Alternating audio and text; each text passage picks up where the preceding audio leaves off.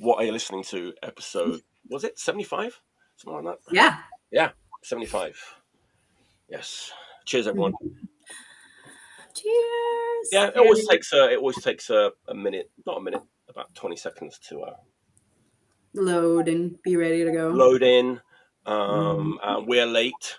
Sorry for being late. We were talking too much. Yeah, we were talking about what were we talking about? We're talking about the private chat. We're talking about private chat. There you go. It is beer time, actually. Cheers. Rusty, aka Grant. There you go. Ginger seltzer time. Beautiful. I've got Cheers up. I'm going to say that, a cheap tall boy. Excellent. Who doesn't love a cheap tall boy? There you go. This has Diet Mountain Dew in it. Nice. This is Dos Equis Classic Lime Margarita, which I'll be switching up with the NA beer because I switch in between each one. Wise. Yeah. It makes your night longer. Yeah. There you go. It's all happening. The chat is working, which is really, there you go. Let's do the stupid, the housekeeping, the like and subscribe. Hey, we've gotten a lot of subscribers, I've got to say. It's great. Yeah. You surpassed the number you wanted before. And more. Yeah, and more. I think the last time you were on, it was like, we wanted to get it to like 2,000. It's gone like way past that. Nice. So, yeah, there you go. Thanks, everyone. Thanks for coming on. Rachel, Anne, Sarah. We've been trying to get Rachel and Anne on together for a long time. Rachel and Sarah. Rachel and Sarah and Anne. We've got too many prairie woman names on this. Totally. This could be like the Little House on the Prairie right now, but yeah. Greetings. As long as no one's Nelly, we're good to go. So. Everyone knows. Get on with Anne. What? She's been on with you before. Now I'm freshly on with you guys. So. Yes. Yeah. Yes.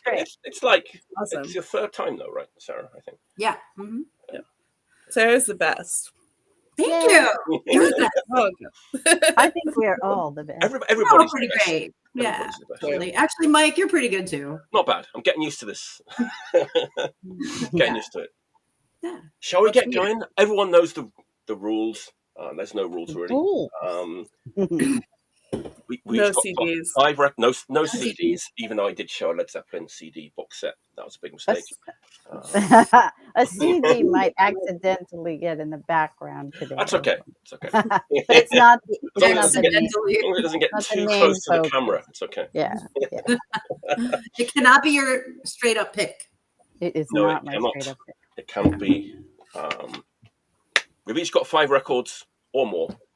We're going to have a great time talking about. So let's get going. Mm-hmm. So I usually like to do a build up to my picks, but like as soon as I say like the first sentence of my build up, people will probably guess what the record is. Maybe France, shocking pink leather gimp masks. Yeah. Queer. There we go. Here it is. Nice. The new album from the makers of Demo, single, album, and now album. See, I keep notes of all things that you guys talked about. You know, what are you going to say about this record? It's like, I don't know, it's like everything they've already done. It's like drum machine punk from France. Like if you put that, but you know what? We were talking about metal urbane last week, right? So there's quite a history of like drum machine punk from France, and Berrier Noir, who were a huge band in France. They had a drum machine as well. But, yeah, drum machine punk stroke oi.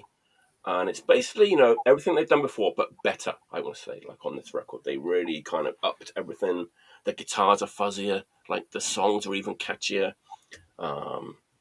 There's really good like synth lines in this record too. Like they've always had synth, but there's really like nice, like proper like synth lines like behind the vocals. It's just album of the year. I think this is going to be for a lot of people. I'm not saying for me necessarily. Yeah, this band is amazing. France is amazing. French punk is amazing.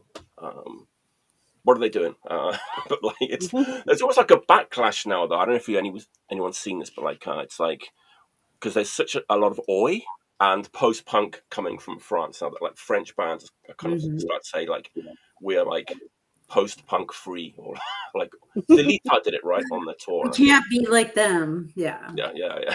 It's kind of funny. I think there's like so much oi like coming out of France. There's tons, and it all sounds the same, but I still always want to listen to it. It's something about it, right? Like in the French language, there's like something about like the songs. Yeah, and it definitely it traces way back to like lots of bands from the 80s. But yeah, I want to dislike that like Cuir because they're so like everything they do is so like slick looking. Like they have that super slick video. They do. They have like promo videos, right? Yeah, but like it's awesome. I can't help it. I like it. You know, it's a one-man band, right? It's Doug, who also sings in Coupe Gorge, who are kind of like a more hardcore band, but like his vocals are pretty similar in that. And but you know that band Syndrome 81? Oh yeah. So the guy from that band is kind of credited on this as doing like producer and arranger and synth on this, so and guitar. But I don't know like how much he plays on this record. But like they're in Coup Gorge together too, right? Those two guys. I think so. Yeah. I always get confused. Those bands have less overlap than I think, but I think you're right that those guys are both in that band. What do we think of like the aesthetic with the pink, the shocking pink? I love it. Because people either really like it or really like don't like it. It's like it's that like horrible like garage punk thing that maybe like I'm okay with that. I love it, and just the whole pink thing. I know it just really stands out, and it's just a kind of breath of fresh air a little bit, I think. Yeah, that's to me. Like I said, it looked like all their stuff looks really slick to me, but it also is like it doesn't look like other stuff, which I'm always for. Right.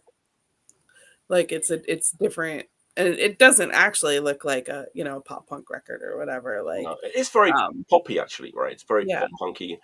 Actually, it's funny. I just said like rip off records. I don't know if you can see it, but like he's wearing like the Briefs like band on the leather jacket here. So you know what you're getting into. Yeah. You're getting. I actually almost bought that record recently, but I had to like tailor down my order. I did a big Sorry State order recently, which is where like I get most of this kind of stuff. And I had it in the cart, but my cart was like $400. So I was like, okay, what am I going? I had to like make some cuts, so that one ended up getting cut mostly because I actually hate those kind of masks. and that is literally the only reason I cut that one. Oh, next time you got to get it quick before it goes. This is a great record. I think you'll like this one. Yeah, I mean, I listen. They have like you can listen a little bit, and then I always go and listen to stuff, and check it out. So I liked it enough to put it in the cart.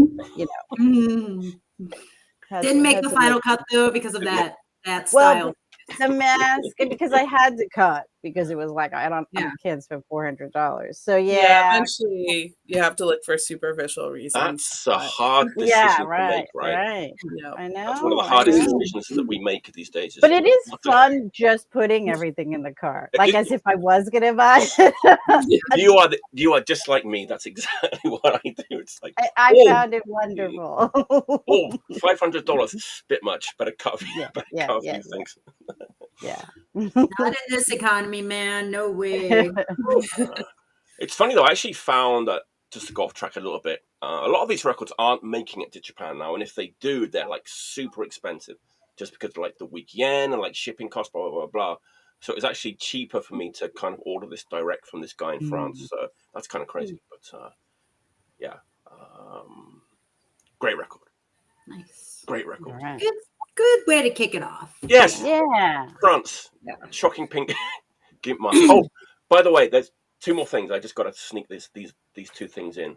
First of all, there's a little bit of a link to last week's show where a band called the Skipblickers from Sheffield was talked about. And members of Skipblickers were also in like the band The Dry Heaves. And there's a Dry Heaves like cover on this album, which was kind of surprising, I guess. And then the other surprise is that like the last song might surprise people. Okay. Give us a little more info. What do you mean? Like, give us a little hint. Well, okay. The hint will be there's a featuring on it, and it features Gigs, Giggz. Oh my God, that was just sorry.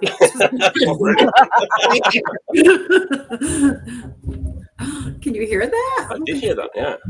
Oh, sorry. Okay.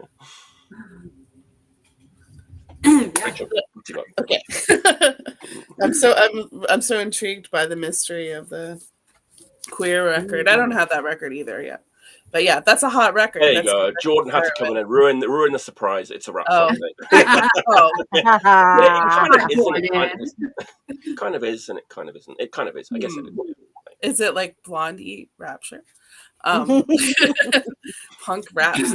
We were just talking about the False Prophets before we came on. Camera, yeah. Like off camera, pre-show. Speaking of punk raps. Anyway. I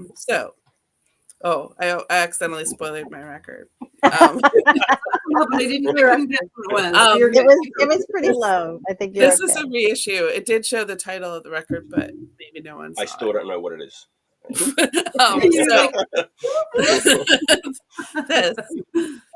is is that Alkaline Trio? What is it? I can't read it. It's a reissue of a compilation from 1981 from the UK. It's part of a kind of explosion that happened throughout UK and Europe of, like, I think was probably inspired by like Kleenex / Lilliput. I would say it was one of the like main forces behind this thing when like all of a sudden 1979, 1980, 1981, there was like 1 million like kind of inept, totally charming, like all women punk bands. Awesome. So this came out on Siltbreeze this year. This reissue. There's a compilation called Scaling Triangles. And the bands on it are Subverse, Soul Sister, and Petticoat. And it's a nice, like it has the original, like it's a replica of the original release. It has like the very spare like lyric sheet. And Petticoats is probably the best known band on here, and they're not that well known. They're like a UK band with a German singer, Steph Petticoat, and I think she might have gone on to like another band. But yeah, and they're also, I would say, well, I don't know. I'm sort of torn. Like all the bands on this are really good. But Petticoats is like probably my favorite. And they're like the punkest band on there. It's that kind of like UK DIY, like simple, like shoutier kind of thing. And then speaking of drum machines, Subverse has a drum machine. Cool. They didn't put out anything else besides their 3 songs on this comp. And I don't think the members were in any other bands. And Soul Sister is just like synth, like there's no vocals. It's just like, it's at the end of each side, there's some Soul Sister songs. But yeah, it's fantastic. It's like a real, if anyone's familiar with like the Ganilla mixtapes, which are like an internet thing, it's this, I think it's a French kind of collective called Rosa Vertov that did like some zines and different like internet compilation things. But the Ganilla mixtapes is this like, I don't know how many, like 20 something volume, all with women singing like post-punk and new wave and all kind of like that weird like no wave and things like that. It's a little bit like, I think we've talked before about that like 12-disc like female fronted punk thing that came out of a mess. That was an internet thing, right? That was an internet thing. It's a little like that, but it's more post-punk focused, and I want to say that like Luke into like from the 90s. Bombardment, didn't Luke from Bob did that, right? I believe so. Yeah, I think he organized that, or at least, well, I don't know. At least he had it on his website. Okay. But I remember it was crowdsourced from the like the, I don't know if I should say the name of it because it still exists, message board that many of us know. But I remember like there was like a thread on message board where everybody was suggesting songs for that 12-disc female French. But anyway, vanilla mixtapes. If you Google them, you can still find them. You can find them on SoulSeek. They're like really great collections of like ultra obscure, like post-punk, the kind of stuff that was on the Aesthetics comps, is things like that as well. I think that probably Petticoats was on Aesthetics, if not Subverse. But yeah, just like this is a record I've been wanting forever. And Siltbreeze did this fantastic reissue. Sounds great. 12-inch 45, very forward thinking. Nice. And yeah, just really good if you're into 1981 post-punk with women singing, which I sure am. Yeah, for sure. I wrote it down. I have like no room left. Look at this. Look at this. This is terrible. I started one tonight. I did. I started one especially because I knew this group would get me on another. Definitely, was that like junk? Was that like junk mail that you just started writing on, like that piece? It's like work notes that I no longer need. That I start. Now it's punk notes. Yay! Petticoats ring a bell. That's like something like I probably would have heard on like John Peel. Yeah, and Petticoats had a 7-inch. Yeah. Like the only band on there that had another record. Is that this year? The comp? The comp, yeah. Yeah, it just came out like a couple months ago. Cool. Yay. Awesome. All right, Anne, what's your... I'm next. Speaking of post-punk, women singing, and a reissue, I too have something that fits that bill. Oh! And it is this. Sorry, I never can get the angle. That's okay. Right. Yeah, you got it. Okay. Okay, so this is a band that is new to me. They're not a new band. They are from, they were around in 1980 to 81, not for very long. They are called Kitchen and the Plastic Spoons. And there's the back. I can't get the light right. Anyway, Kitchen and the Plastic Spoons is super new to me. And I was like, this has to be the first thing that I talk about today. And Rachel's like, yeah. Rachel and I pretty much like all the same records. As Rachel stood up, I knew what she was going to do. Last time you had one, and I was like, oh, boop, here I am. So I'm going to do what I did last time. I put this like right here. That's a great idea. I love that. Kitchen and the Plastic Spoon. So new to me. So let me tell you a little about what I learned. So this is a reissue. It was so this band they're Swedish. And they were around in like 80, 81, and they're like post-punk, new wave, synth punk, art punk, gothy. They kind of moved into a little bit of gothy, Devo, Screamers, Perubu, and dare I say, maybe the very first egg punk sound. Oh yeah! I've been obsessed with that. As you know from last time, I've been obsessed with egg punk lately, and there might be a little more egg punk along the way today because it's like all I've been listening to. But this was reissued last year on Dark Entries Records. I think it's a compilation that collects like pretty much like. They had 2 7-inches, some comp tracks, some demo stuff that was never released and ever. So all of that is on here. And they say that they were influenced. I was reading an interview by like Krautrock by Wendy Carlos, glam, prog rock, punk, post-punk. So like they kind of just took all those things.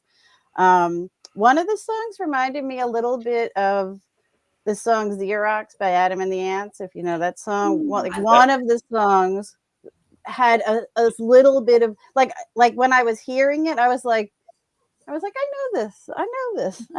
And it took me like a few minutes, and then I was like, no, it's Xerox, but not exactly. But anyway, also I felt like sometimes her vocals reminded me a teeny little bit of Susie, a little teeny bit of Hazel O'Connor, if you know that film soundtrack, Broken Glass. Yeah. Broken Glass, right? Breaking Glass. Breaking Glass. Yeah. Sometimes, but little more punk. Really, really great. All of it is great. I love it. Rachel, do you like it? Yeah, I love it. You own it. So. Yeah.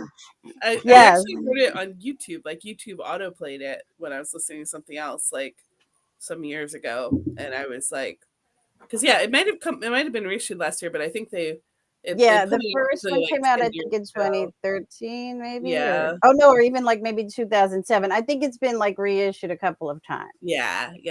But yeah, it's always been Dark Entries. Yeah. But yeah, I heard it to make myself, like, just to be clear, like, I'm not that cool. I heard it on YouTube. You are so that cool. Come on. Like the coolest person Only cool ever. people allowed on the show. Oh my gosh. Well, anyway, I encourage everyone to like check it out and take a listen. It's really great. Like, I feel like, even though, like I said, it's like sort of like this, sort of like this, sort of like this, I feel like it's still also pretty like original. Like, I don't really think like it's, like derivative. It just has like little elements, but don't you think like it's pretty much like its own thing. So, and I feel like it's really, there wasn't that much that sounded like that at that time. Like I said, now today there's a ton of stuff that sounds like that, but yeah, it really is fantastic for how obscure it is. It's one of those things where it's like, how do people keep digging up these things? I mean, I never ever heard of this band. I never until like, sometime between the last time I was on with you guys and now, as I was like, oh, this is definitely going to be like the first thing I talk about. So I was like, gotta order that. So yes, everyone should get it. Let's get the name of the band like one more time. Okay, Kitchen and the Plastic Spoons. That's the whole other thing. It's just like a strange name. So, you wouldn't know what to expect. Maybe like being in Sweden would definitely kind of inject like a different kind of some different things into what they were doing. Yeah, it's really great. I love it. Awesome. Nice. Should I go? Go ahead. All right. So this is not female-fronted post-punk, but it's awesome. Oh yes. This is Algara. I don't think anyone has ever shown this before. They haven't. It's surprising they haven't actually. Good. I'm gonna try this name, but I'm sure I'm not gonna get it right. Absortos in el Tedio Eterno. And I believe I wrote down what that means. Absorb in eternal boredom, which is a great name for a record, which is such an outstanding record, I think. I guess I could say that this definitely has some drum machines and it definitely has some synth, although the whole record is not that. I love the way this cover looks. I love this band There's live. like masks again. Yeah, they're all wearing another... I think these are different though. These are to keep them anonymous because they're kind of political. They're like balaclavas, not masks. But I love their whole shtick. It's great. Yeah.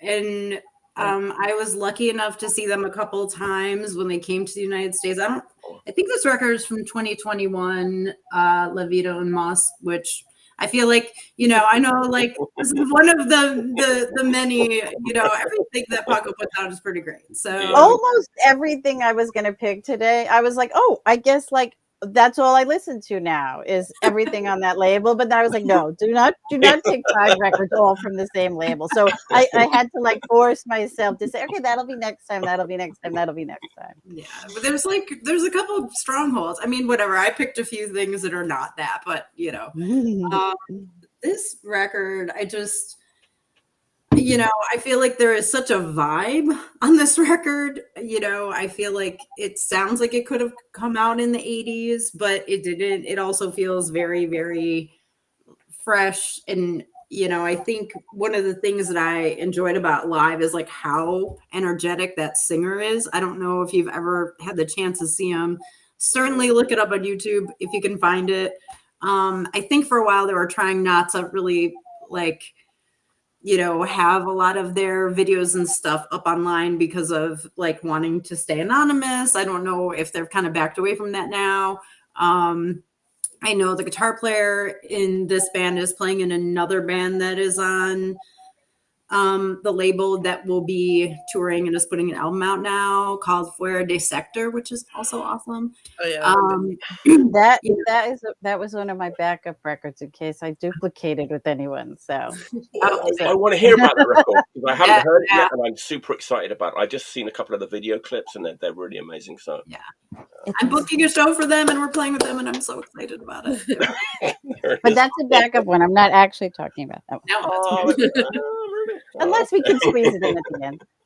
I do have notes about it.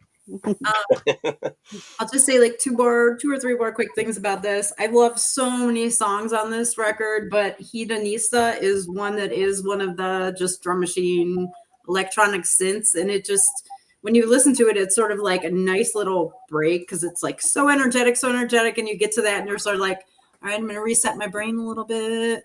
I'm going to like get back into this groove. And then they just go back into a lot of like just the whole band playing. I think that a lot of these songs are political. And I read something that said it's like if Crisis was from Barcelona in the 2020s, and I can hear that. I mean, I can hear that in the record, and it's just awesome. Everything about it's awesome. So yeah. There's definitely, speaking of, we were talking about France, but there's also like amazing stuff going on in Spain right now, particularly Barcelona, in like all different realms of like punk and related genres. There's like so much good post-punk from there. There's so much good oi and hardcore punk, and it's like political, and it's great. I think the very last song on the record is called M1937, which is a reference to the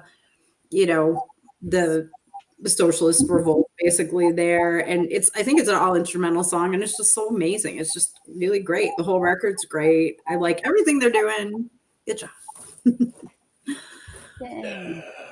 Gotta love Paco, and like just I don't know, it's just I don't know. I love him as a person. I love everything about his label. Beautiful. Yeah, good taste. Really good taste. Absolutely. I haven't bought that record yet. You're wearing the shirt, so clearly. I'm running out. I have to like. This is the second time I've worn it. I'm recycling now. Running out of shirts. I've got. I'll have to send you some. All right, so everyone who's watching, please send Mike free shirts. One that I haven't worn yet. Right. Maybe some French oi, some Spanish post punk. Awesome. I've got a political record, but maybe a lot of people might not know that it's a political record. It's sung in like the local language of this guy. Band really. It's like a band really. And the last time this band or guy was talked about was back in like episode 11 when Al Pist was talking about this band or guy's like album that had been out a while at that time. Actually, the last album came out in 2021. He's got a new album out, and I think it's his best so far. We're going to like North and West Africa for this one. Major label artist, but doesn't sound like it's a major label artist. Wizard guitarist. Oh. This record is absolutely incredible. It's the newest from Mdou Moctar. Yeah. Funeral for Justice. This guy's blowing up in the West. Like people love this guy. Like in the West, he played at like Coachella. This music doesn't really belong at Coachella, I want to say. It's like super dusty, like heavy. They call it desert rock, but it's not like Chias or like it's not stoner rock. It's from the desert. It's made by the Tuareg people, and I kind of wanted to make sure I got this right. So they're like a nomadic people, right? That kind of stretches across the Sahara from Mali and Algeria and Niger and Libya and Chad and then into like Burkina Faso and Nigeria. So they're like a nomadic tribe of people. There's a lot of this kind of music. I don't know if you guys know like Bombino and like Tinowarin. There's a kind of bunch of these bands, but this guy I think does it the best because like he's just an amazing guitar player, like influenced by like maybe like Hendrix and possibly like Eddie Van Halen. Like I don't know, like he's just like a guitar wizard. And the band is like super tight. It's like a really like beautiful, like warm, like analog recording. Could have come from like the 70s. I don't know. This stuff, like people love this stuff, Like it would be right up my alley. It's absolutely incredible. And like, okay, like in the press, like like the last two records, they kind of really play up like the kind of heavy rock side of it, right? Of what he does, and that's not what he does do that, but it's kind of blended with like the traditional music from the region, right? So you get this like amazing blend of like Western kind of rock music with like the music from this region, and the Western music press kind of play up like the heavy rock side of it. And honestly, like the last two records, they're not like that heavy. Like if you're into like heavy rock, you'd be like, this isn't that heavy. This one is heavy. Like if you're just like a heavy rock fan, you'll appreciate this on just that level alone. I think just like the heaviness of it. It's a really good like heavy rock record, but with like so much more like going on. I actually got this yesterday and I played it like 5 times in a row. And this is like definitely like his best record in my opinion. But that's cool. Awesome. Yeah, I haven't heard that one yet. That it like just came out, right? It's like only a few weeks old, I think. Yeah.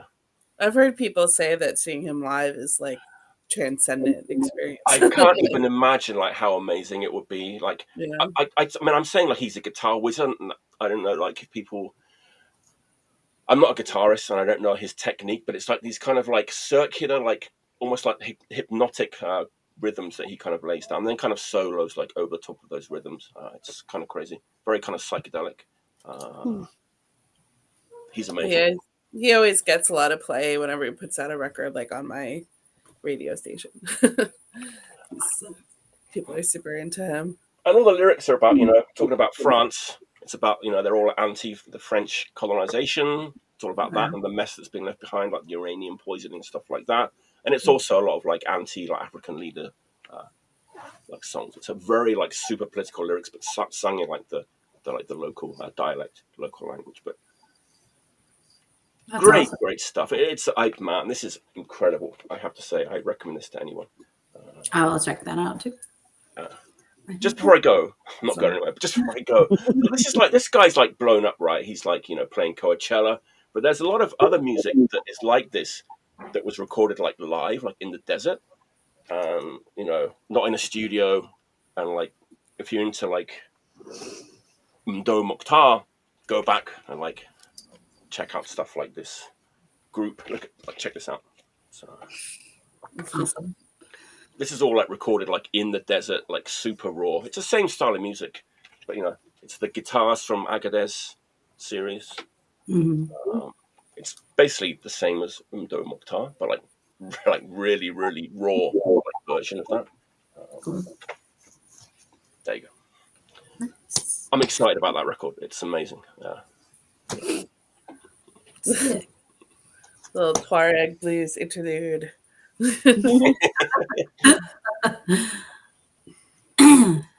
right. Oh, right. Should I go? Yes, Rachel, what you got? Second pick. Which one? Okay. I'm going to show a new thing. Brand new. Oh. I'm not sure. It says it's in pre-order, but I got it. It's Rodillas from yeah. Awesome. New 7-inch. They have a demo. They came out a couple of years ago. They usually play Skullfest and like any shows in Pittsburgh, but this is their first record. Awesome. And I meant to go look up like which like everyone in the band except maybe the singer has been in a bunch of other Pittsburgh bands. Their guitarist John has been like in a million bands. Maybe you know Sarah. I don't know. Yeah, he was. Well, he's definitely in Peace Talks now. And, that's right. Some Peace Talks. Yeah. God, I want to say, was it Drug Lust that wore the masks? Was he in that band? I think it was. He's been in a lot of bands. He's More masks. I have a radio show. Sorry, see he's any been in a band. lot of bands though. But yeah, That's like I didn't see Algara because I had my radio show. Like I almost always miss shows, so I don't see what bands look like or what they wear when they play. But anyway, all-star cast. Like their drummer, I think it's a different drummer on this record, but their current drummer is the singer in Pandemics. Okay. And but yeah, they have a really amazing singer named Anna. And yeah, it's hardcore punk. It's really good, really catchy, really like cutting like lyrics that are in Spanish. And I don't know, it's very good hardcore punk. And it has one song actually that is like that little kind of like break song that's a little bit more kind of like upbeat and less like noisy and loud, which I always am a fan of. So yeah, out for pre-order now. Nice. I'll let you if you pre-order it. And yeah, really good live. I did see them play in Pittsburgh a few months ago, and they're really, really good and dealt very well with like a slightly chaotic situation. So yeah, I played with they played in Chicago. I booked a show with them, and they are great. Anna is incredibly great front person, great voice, and also an amazing artist and filmmaker. So yeah, she's a pretty amazing person. That's like part of like when I went to see them, my friend was like, "You need to be friends with Anna." And I was like, because she's moving to Philly, so yeah. Anyway, I want to say it. I'm sure that I'm going to get this kind of wrong, but I think at one point she booked when she was very, very young. I think she booked like a big like punk fest in Mexico City that like some of my friends that were in that band Condenada. I don't know if you remember them. They played there, but I think it was like a woman-centric fest. And I think at the time she was pretty young when she did that. So she's been killing it forever. She will continue to kill it. I'm very excited about that record. So yeah. Did we get what label it's on? Did you say that, Richard? Oh, it's on Dirt Cult and Cruel Noise. I just saw the ad. I think John posted it today that it was coming out. So yeah, that's actually, I noticed it today because I was like, oh, pre-order, but I already have it. Yeah, people were mad that I had the Peace Talks record like 2 months before it came out, and people were like, "Yeah, I remember. Why that. do you have this?" That. Oh, nice. Oh, that book drop too. That's awesome. Yeah. Cool. Hey, is that Hazel? I think it is. That's Hazel. It is Hazel. It's very very busy person. Very creative. Yeah. Yes. Busy and creative. Yeah. And also was wearing a Sepultura like hockey jersey, I think, when I saw them play. Just saying. Yeah. Nice. Strong aesthetic, good choices. Like maybe a football jersey. I don't know jerseys. Yeah, that's I can picture it. Yeah, I can picture it. Yeah. Like maybe Brazilian. Yeah, it was kind of meshy. Meshy. But I used to think not hockey, probably. Probably football top rank. Brazil. Not American football. Football. Yeah. Yes, actual real football. Using feet. Right. Actually using your feet. Yes. Not handball like you guys.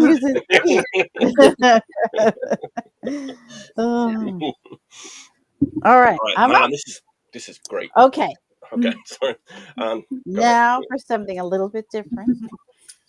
the next thing is new, very new. Ooh. This is just came out in March, and it is from Australia. So I was started with Sweden. Now we've gone over to Australia, and it is the Pleasant. Look at that. The Pleasant. I have seen this rock record. and roll, rock and roll, Rock and roll in mono. Rock like the bird. Rock and roll, and then there's the back cover. Fun. So it's Under the Gun Records is the label. And like I said, all right, wait, now I move this one down, and I'm going to put it up there, and I'm going to tell you a little bit about it. I wrote my little notes, but so like I said, it's brand new. Now this is like this would be like at home, maybe on like a dirt nap or a ripoff or estrus. That kind of stuff.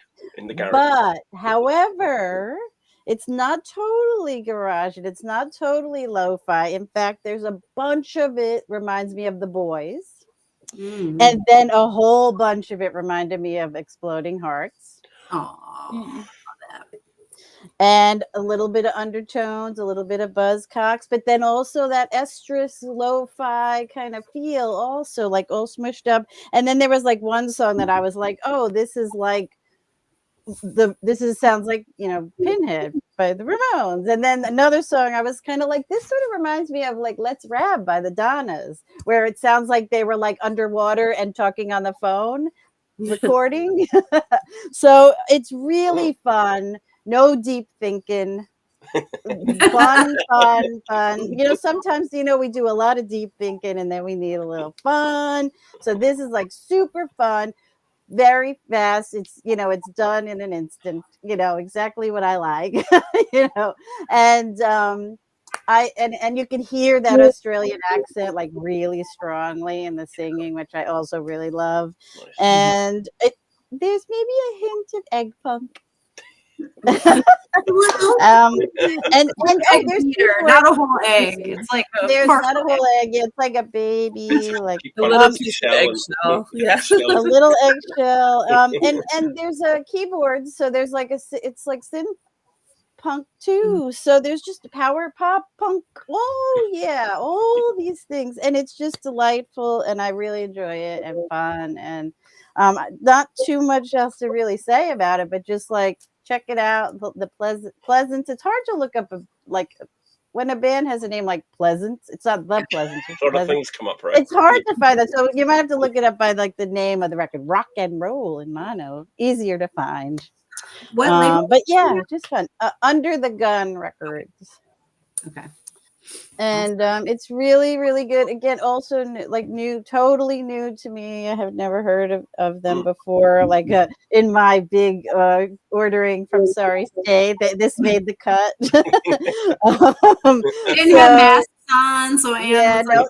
I mean, like, okay, well, I love the ripoffs. They wore masks, and I also love a lot of other bands that wear masks. I just don't like the wrestling. I don't like that creepy sex weird mask. Like, it can be either wrestling or sex or both, but I don't like either way. I'm against it. So.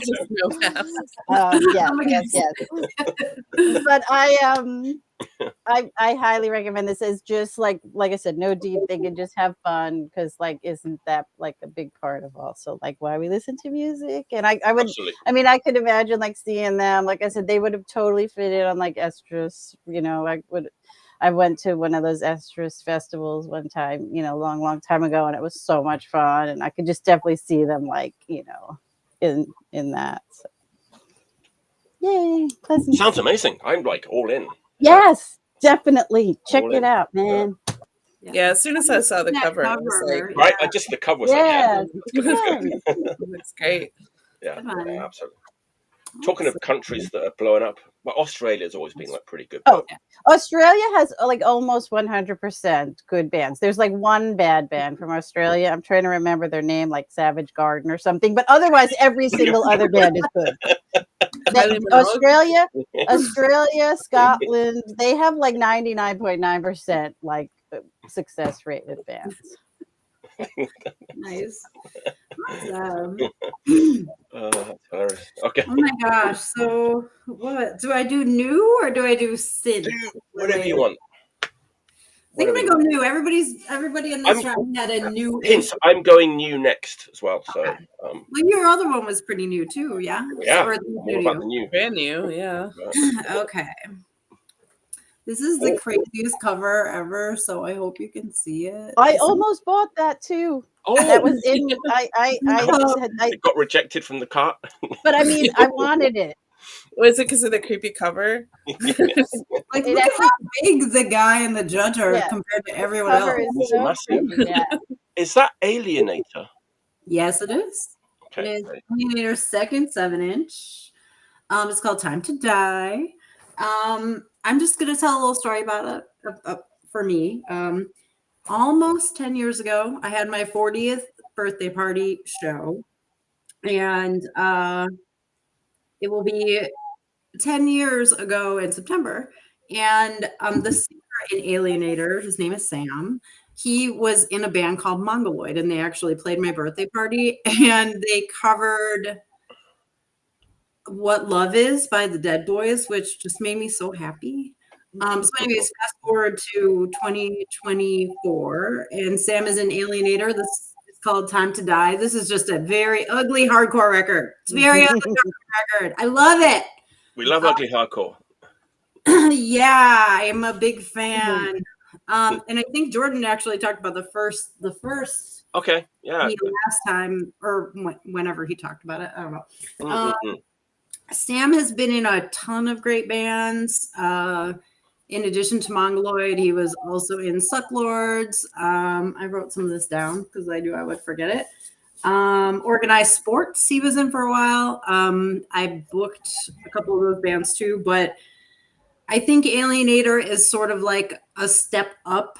I feel like these songs are really good. I think a guy from Reek Minds, who, Mike, I know you talked about them last time. Love that record. Nice. I don't remember if it's a guitar player. I'm not sure if you know what they do in this band, but you know, I'm sure there's like 1,000 comparisons, and I probably should have gone through and like, you know, picked out exactly which like little New York hardcore breakdown it sounds like, or you know, Burning Spirits thing it sounds like. But honestly, it's just fucking great. I mean, there's songs on this that really do like sort of kind of even have like a COC vibe where there's some timing changes that are cool. I mean, but you know how you're saying, Anne, it's not derivative of these things. It's just it's like its own thing. It's great. It's a great record. I think it's awesome.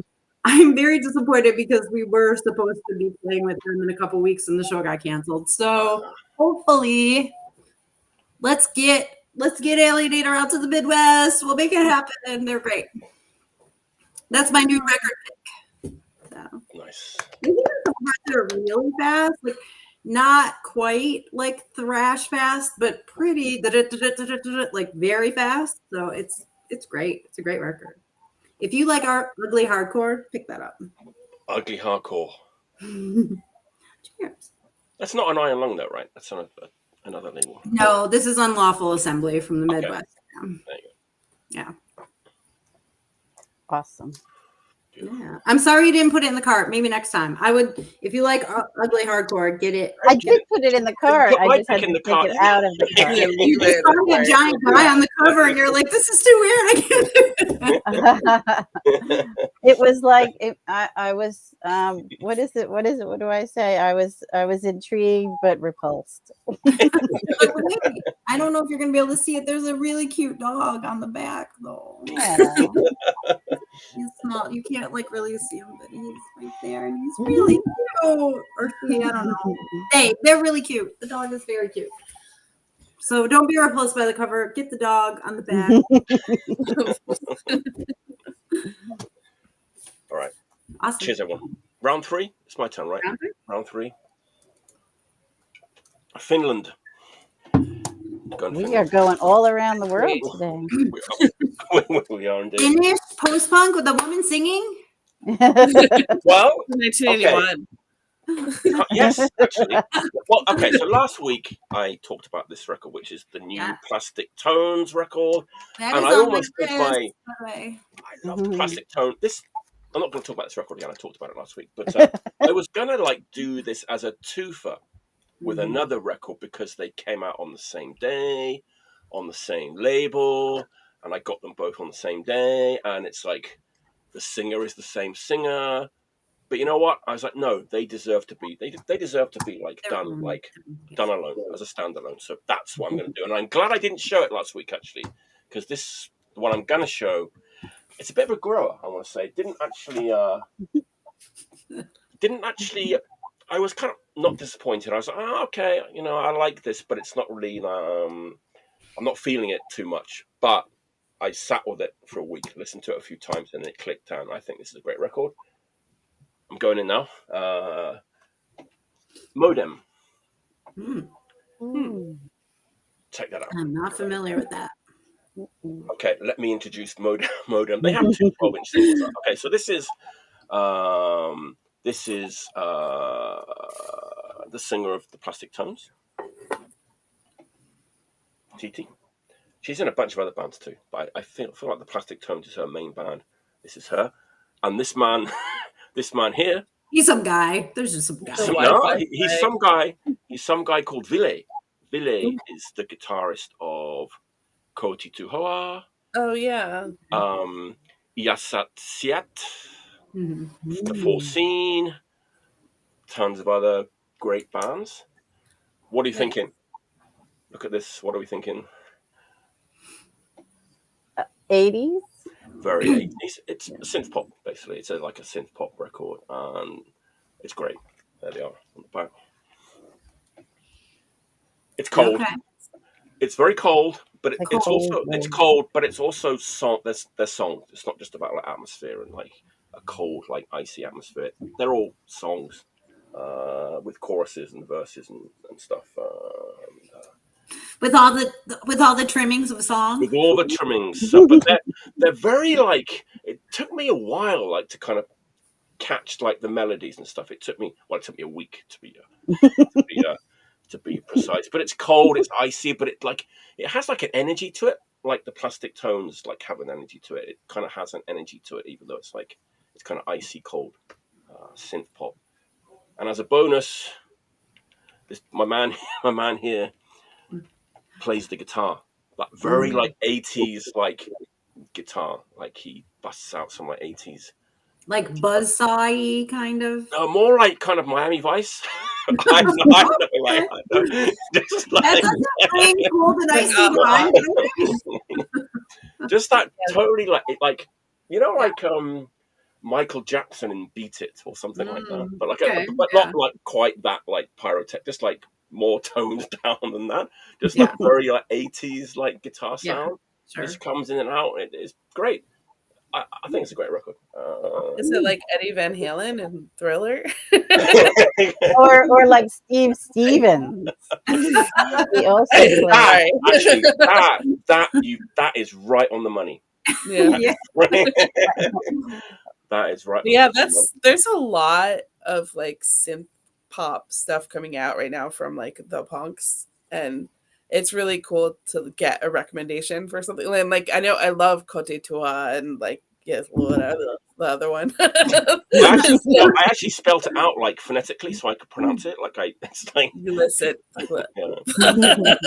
Liaset Siat, I think. Yaset Siat.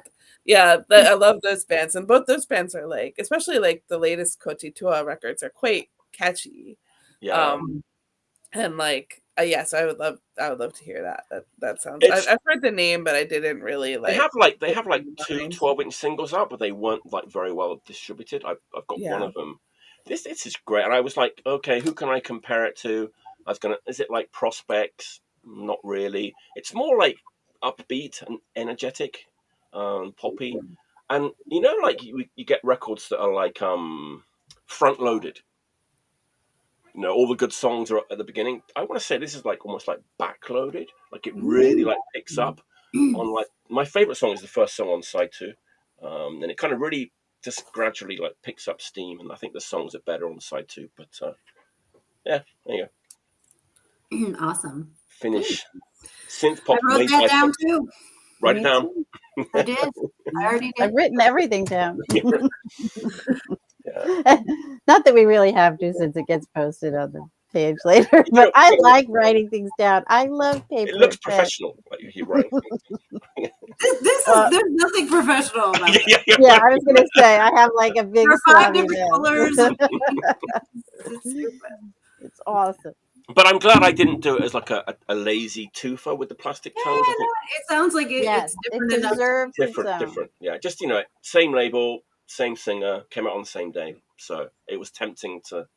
But I'm glad I didn't. So, and I gave it another week of listening, so which paid off.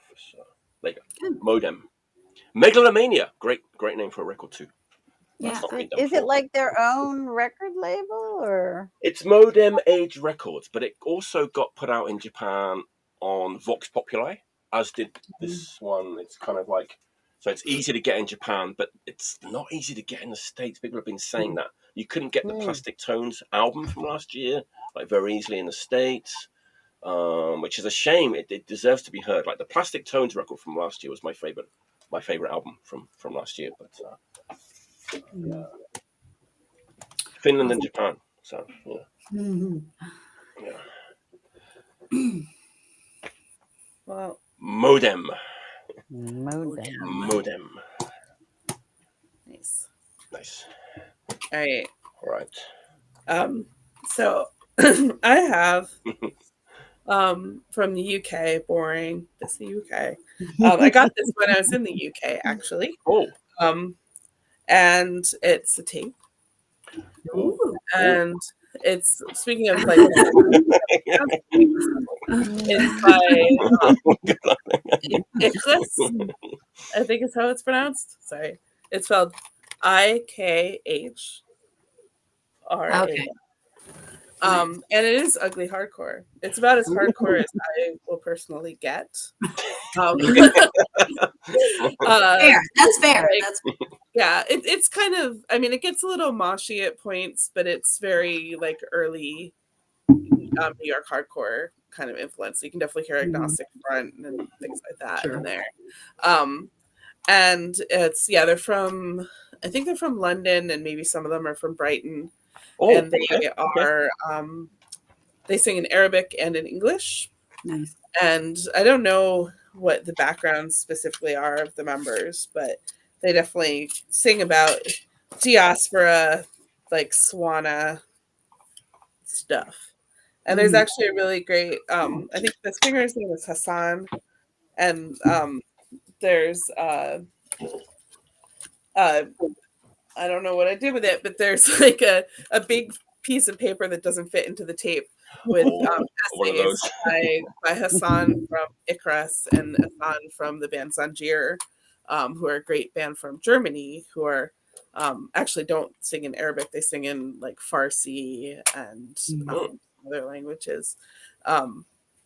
So Urdu, like, yeah. Anyway, that's a different band. They're really good. I don't have any physical releases by them, except for the tape compilation that I put out that they're on. Awesome. But yeah, really good. I would love to see this band live. I guess they had just played at one of the venues where I went to a show in Liverpool, and left a bunch of these tapes, which I was really psyched to find. And yeah, this is great. Super angry, super like to the point, no bullshit, hardcore. Not hardcore. Looks like something Leviderus might put out. Oh yeah, I could see them putting something by them out. Maybe they will. Hako. He does do that too, right? He just put out a tape by a band, right? Just a tape, I forget. So he does do like standalone like tapes, demo tapes and stuff too, right? Yeah, he puts out tapes. I think the first Square Dissector was a tape. It might have been. Yeah. Awesome. Good pick. Great. Yay, I have no other hardcore records. Tapes are allowed. Tapes are allowed. All right. Tapes are allowed. Yeah, tapes are allowed. I wasn't sure about that. Yeah, they're analog, right? Okay, I got it. All right. Very good. All right. Well, now I'm going back. So I'm doing an old thing now. Oh. And it's just a boring American band, but not boring at all, actually. So, yes. Okay. We're going back to 1994. Wait, 94, okay. right? Ooh, 1994. Interesting year. Now, I want to say this is a band that I feel people do not take seriously for their music. They talk a lot about their performances and they throw around a lot of, well, they're good live, but they're just one of those performance art bands. Is it Alice Donut? It is not. I love Alice Donut so much. It is not. So I say to those people, that is a lie. I can't Are guess. wrong. This is Because so stupid, but I'm gonna say Cuir, which is it's not right. So here's The the voluptuous thing. horror To of me, Karen Black. That's good. Yeah, I was gonna. now, to me, Cuir is really just a performance band. I would never sit around and say, "Let me go listen to Cuir." But I'd like to see Cuir. Do a Cuir. But so this band, yes, Rachel, you picked it right. The Voluptuous Horror of Karen Black. Their second album, because their first album, which is the little. All right. The first album was never released. The first album was never released on vinyl. So this is their second album. So this is a band that so many people do not take seriously for their music. They only talk about them as like a performance band. But these two, the CD and this album, are awesome. I love them both.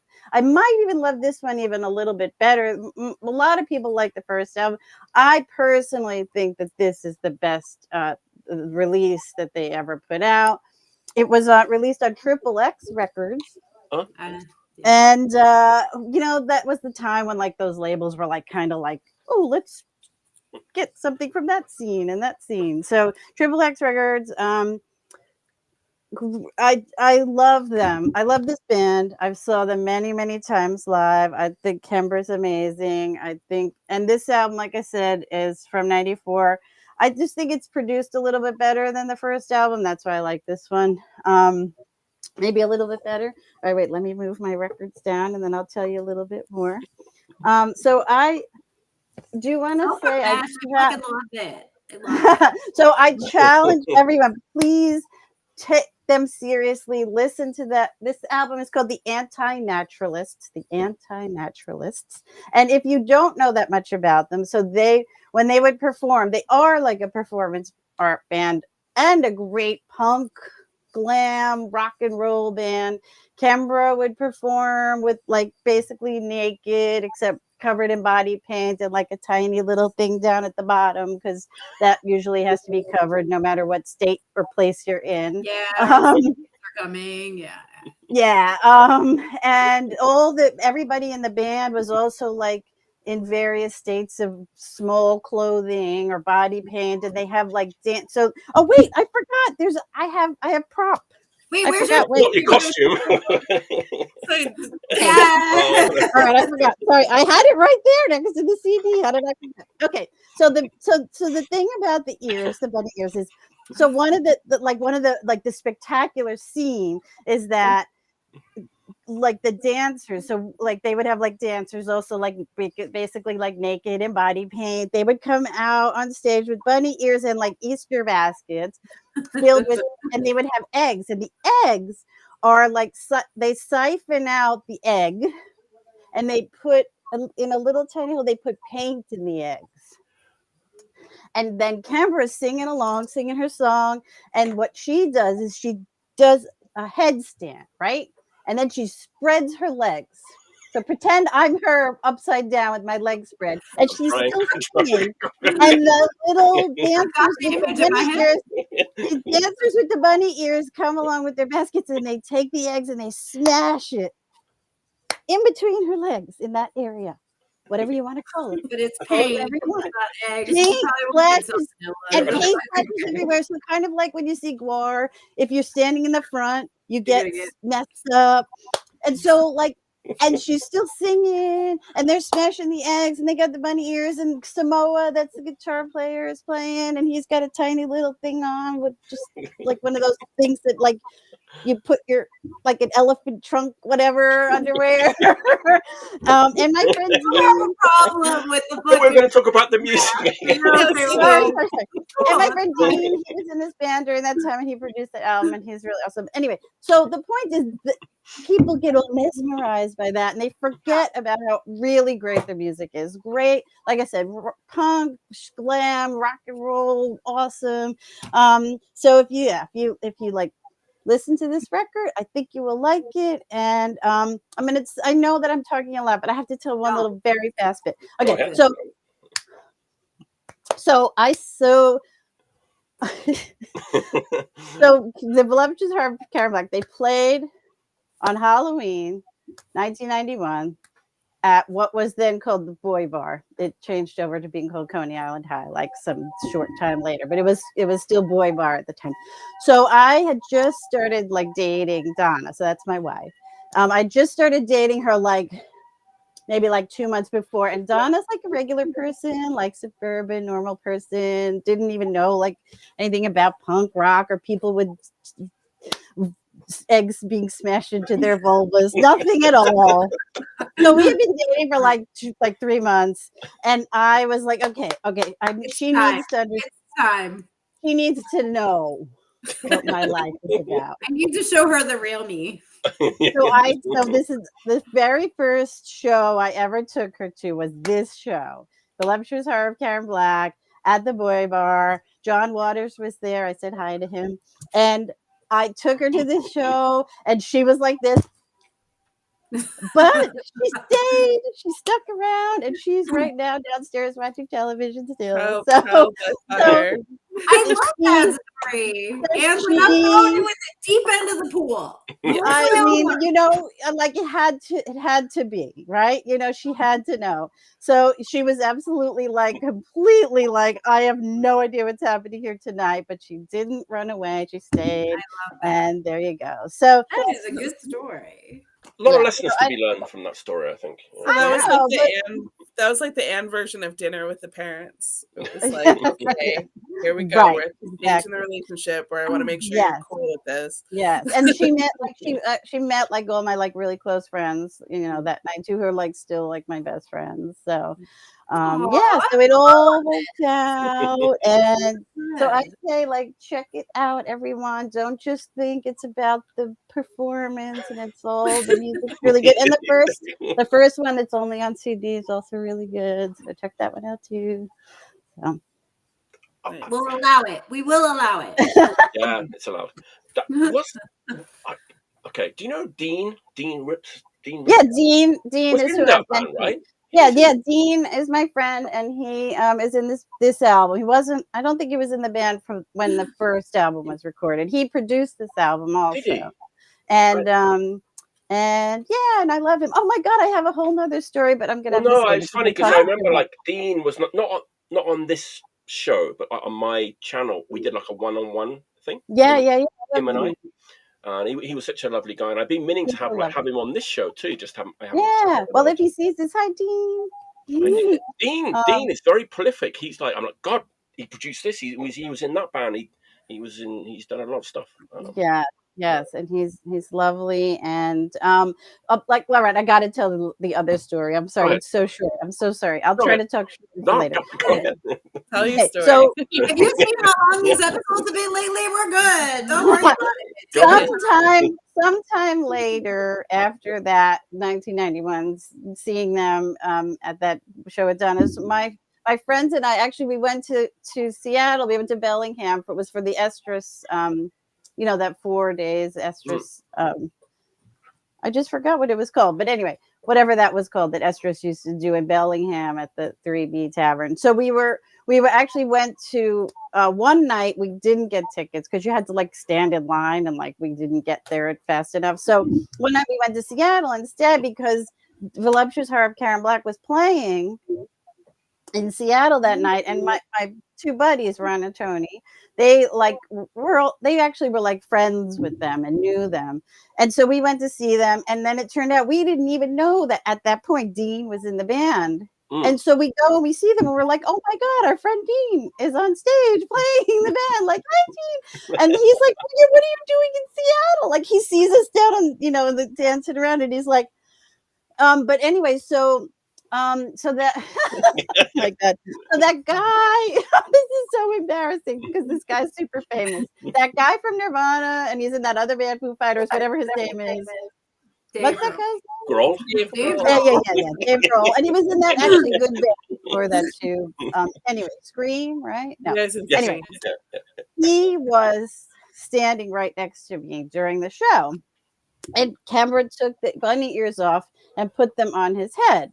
So he was dancing around with the bunny ears. We were dancing around together, right? So after the show, Canberra and Dean and everybody comes out to like talk to Tony and Ron, and then Dean knew me, and so we're like in sort of a circle, like half circle, and like Canberra's there, and Dean and me and Tony and Ron and this guy Dave Grohl with the bunny ears on, and like so we and he was like talking to Canberra, she was talking to him, and so we were like in a conversation. He was literally shoulder to shoulder with me like the whole entire night, but he like literally never spoke to me. He never looked at me. He never said one word to me. We were like right next to each other the whole time. But I was like, an unimportant person in this. So he like totally like just was paying attention to camera and not talking to me at all. So I thought that was kind of interesting. So what you're saying is he's kind of a jag. I mean, I'm just telling the story. You can infer what you will. In Chicago, jag or jag off is a phrase. Oh, okay, all right. So there you go. Sorry, extra story, but yeah, it's good. It's good. Yeah, it's great. I just gonna say in advance, I don't have any stories as good as that for my next two. I'm just like sitting here going, God, like what can I have that would be a good segue? And the closest thing that I can come up with is like not a lot of clothing. I had the missing person. So the missing persons is amazing. This is a mini LP 4 songs. Words, which is amazing. Destination Unknown, I Like Boys, and Mental Hopscotch. Mental Hopscotch is my favorite song ever. It's so great. I'm obsessed with it. I listen to it a lot. So,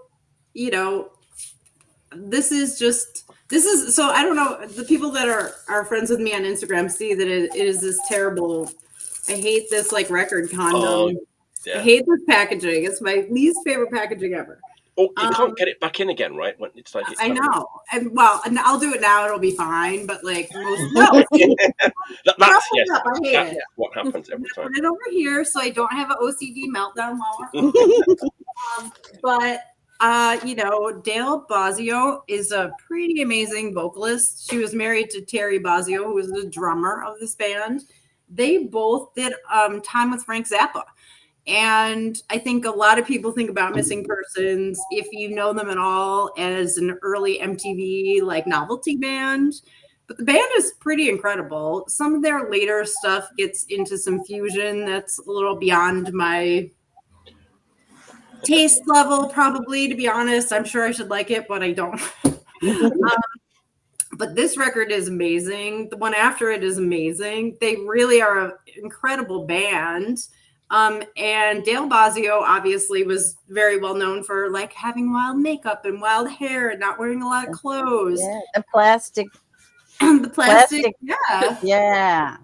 I wonder, there's no picture on the back, but this is sort of like a bathing suit style photo. So when I was like looking up some information about this, the interesting thing is that Hugh Hefner wanted to bring Dale Bozzio out because she was a Playboy bunny on the East Coast, I think, in like. That's the time. Bunny. I know, right? It was probably at like the Great Gorge Playboy bunny place. It was in New Jersey.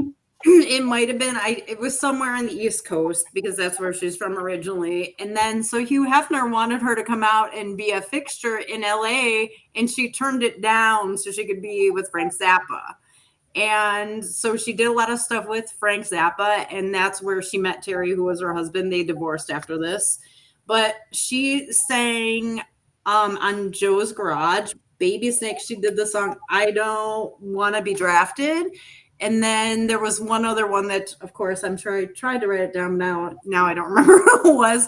But I mean, you're not a slacker if you're being in Frank Zappa's projects, right? So they know what they're doing.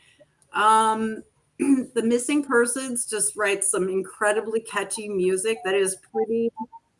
When you sit down and listen to it, you're like, there's a lot going on here, and they're really, really skilled at what they do. So anyways, I love that song. I love this record.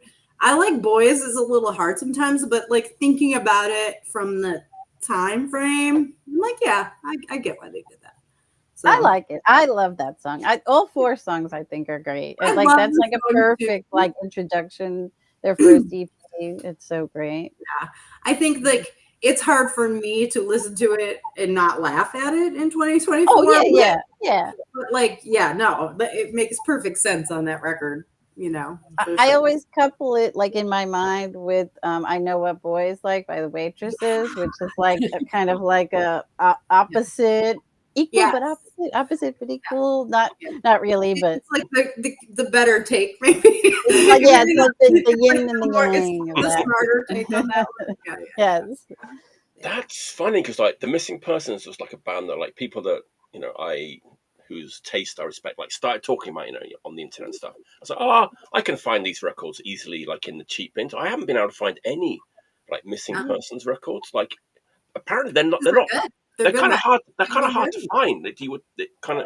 I assume that you'd be able to find them easily. Over here, they're pretty easy to find. But here, I have not seen one like Missing Person. It's weird. It's because I thought I would, but and also that 80s pop thing where it's like we didn't realize at the time like how many amazing musicians were in all those bands. Yeah, Steve Stevens, for just like. I mean, yeah, a lot of amazing musicians in like very glossy, glamorous 80s pop that, you didn't kind of realize at the time like how amazing like these musicians were. We recently saw like a Devo documentary, and they talked a lot about how MTV really loved them at the beginning because they were like the only people that were giving them content, and I think that Missing Persons kind of like fell into that category too. They were like, we're going to give you content and you're going to do it. The songs are amazing though. But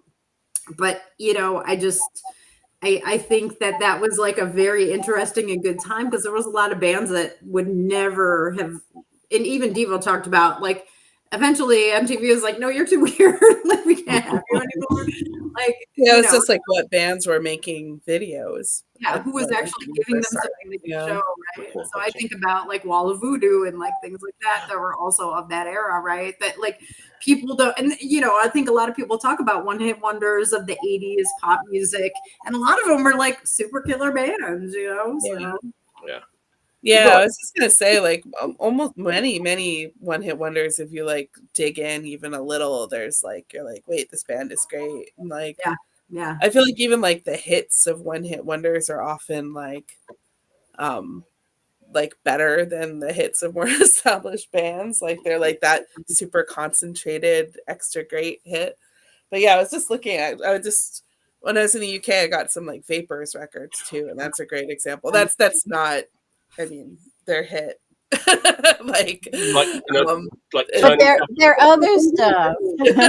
Yeah, it just makes me. I didn't know it at the time, but like that diddle diddle din din din din in turning Japanese is Chinese music. Yeah, right? yeah. But anyway, it's a super racist song. But the rest of being Japanese, I take it. Or even like men without hats. Like I loved Safety Dance when I was like. It's funny though, right? Because they're a great band. Like that's a great band. But and they have like other really good songs. Good songs, right? On deep cuts. Yeah. And I mean, Everybody, Yeah. I didn't bring a Chumbawamba related band, so I will just mention Chumbawamba here as an example. A one-hit wonder was in that. Chumbawamba's hit was in the 90s, though, wasn't it? It was like a. It was 97. Yeah, so it was Yeah. kind of, well, yeah. I mean, it was definitely like Kid Brand one-hit wonder. We all know that's not true, but like, yeah. Well, it is. They didn't have another. I mean, hit. as far as like what a hit means, Yeah. yeah. I mean, but like, I would just say if you just like walked up to someone on the street and you said, "Have you ever heard the song before?" They'd be like, "Sure," not knowing they had, not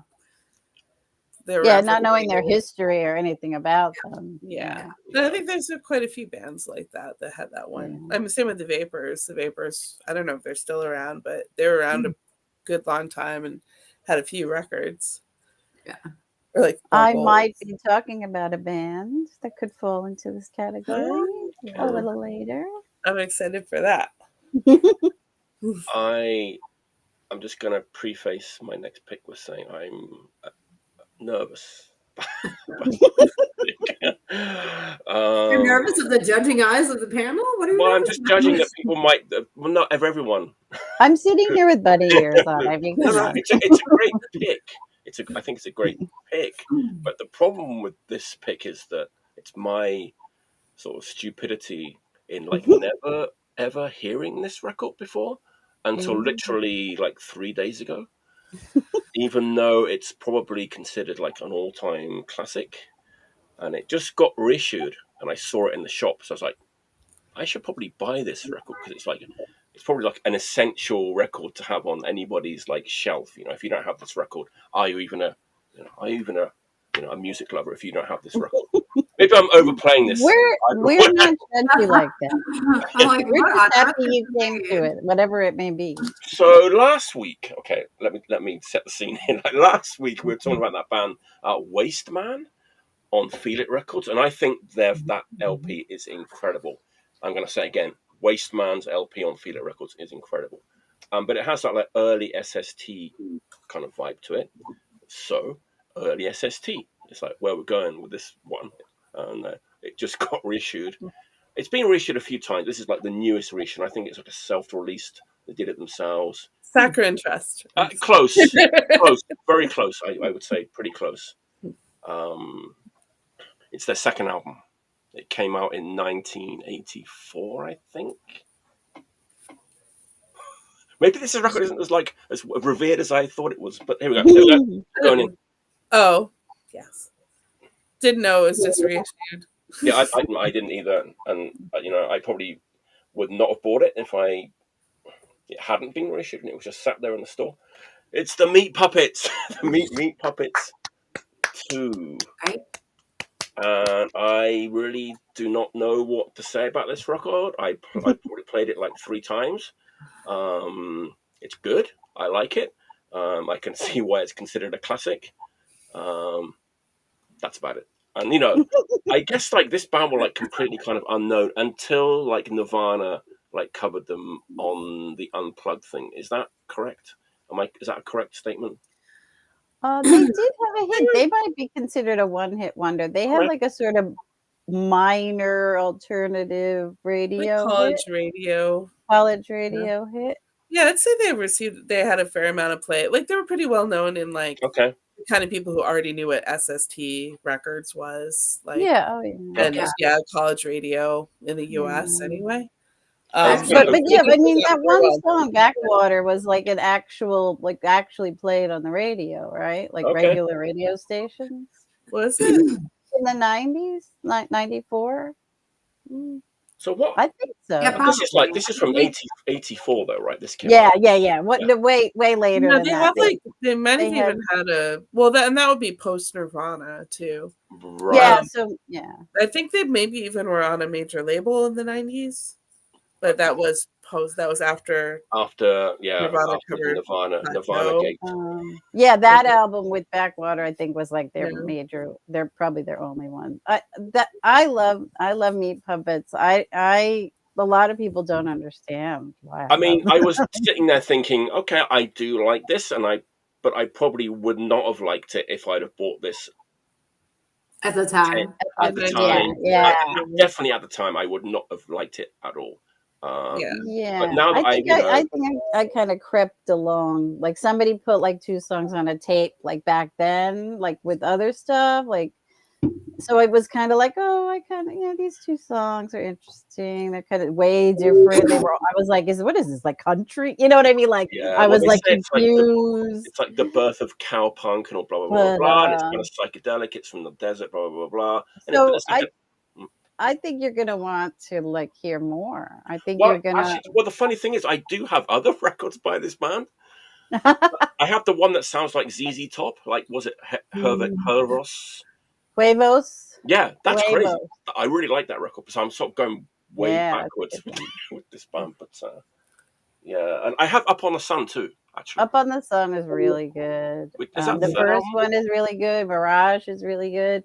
I saw them live only for the first time. They played They played it like free at noon at World Cafe a few years ago. And I was like, I've never seen them. I have got to go. Like, I'm like taking off, the afternoon from work, and I like went and it was fantastic. Yeah, I actually saw them with Nirvana a very long time ago, and they were better than Nirvana, I thought. But that was my opinion. People probably wouldn't agree with me, but there's so much like 90s indie alternative rock in this record, like years before that genre kind of being like invented. I mean, there's so much like Dinosaur Jr. and stuff like in this record, right? I that's what I was hearing. I mean, think about it. I'm listening to this for the first time ever, like all these years later. Definitely like Neil Young, which obviously Dinosaur Jr. So it's good. I need to spend a bit more time with it, but it's kind of cool to get like a kind of classic record that you've never heard before. There's definitely a classic rock influence that goes through from that too. I mean, it went into Black Flag a little bit too, but it also definitely like 90s alternative rock, like not grunge, but stuff that probably would have been lumped in with grunge. Yeah. Great guitar playing on this as well, like real like. I know. I feel stupid like trying to just like talk about this rock because it's. Don't feel stupid. I do. No. You can't possibly hear every fucking thing. It's just impossible. You can't. I know. You can't. I know. It's like Mike. You've heard so many things. Like, please don't. I'm kind of overplaying for comedy. I just see it. It's just funny to just like be buying the Meat Puppets 2 in like 2020. But you have to think about it. Like at that point, like you said, if you would have heard it then, I would have hated it. So, like you have to give yourself some grace, right? Yeah.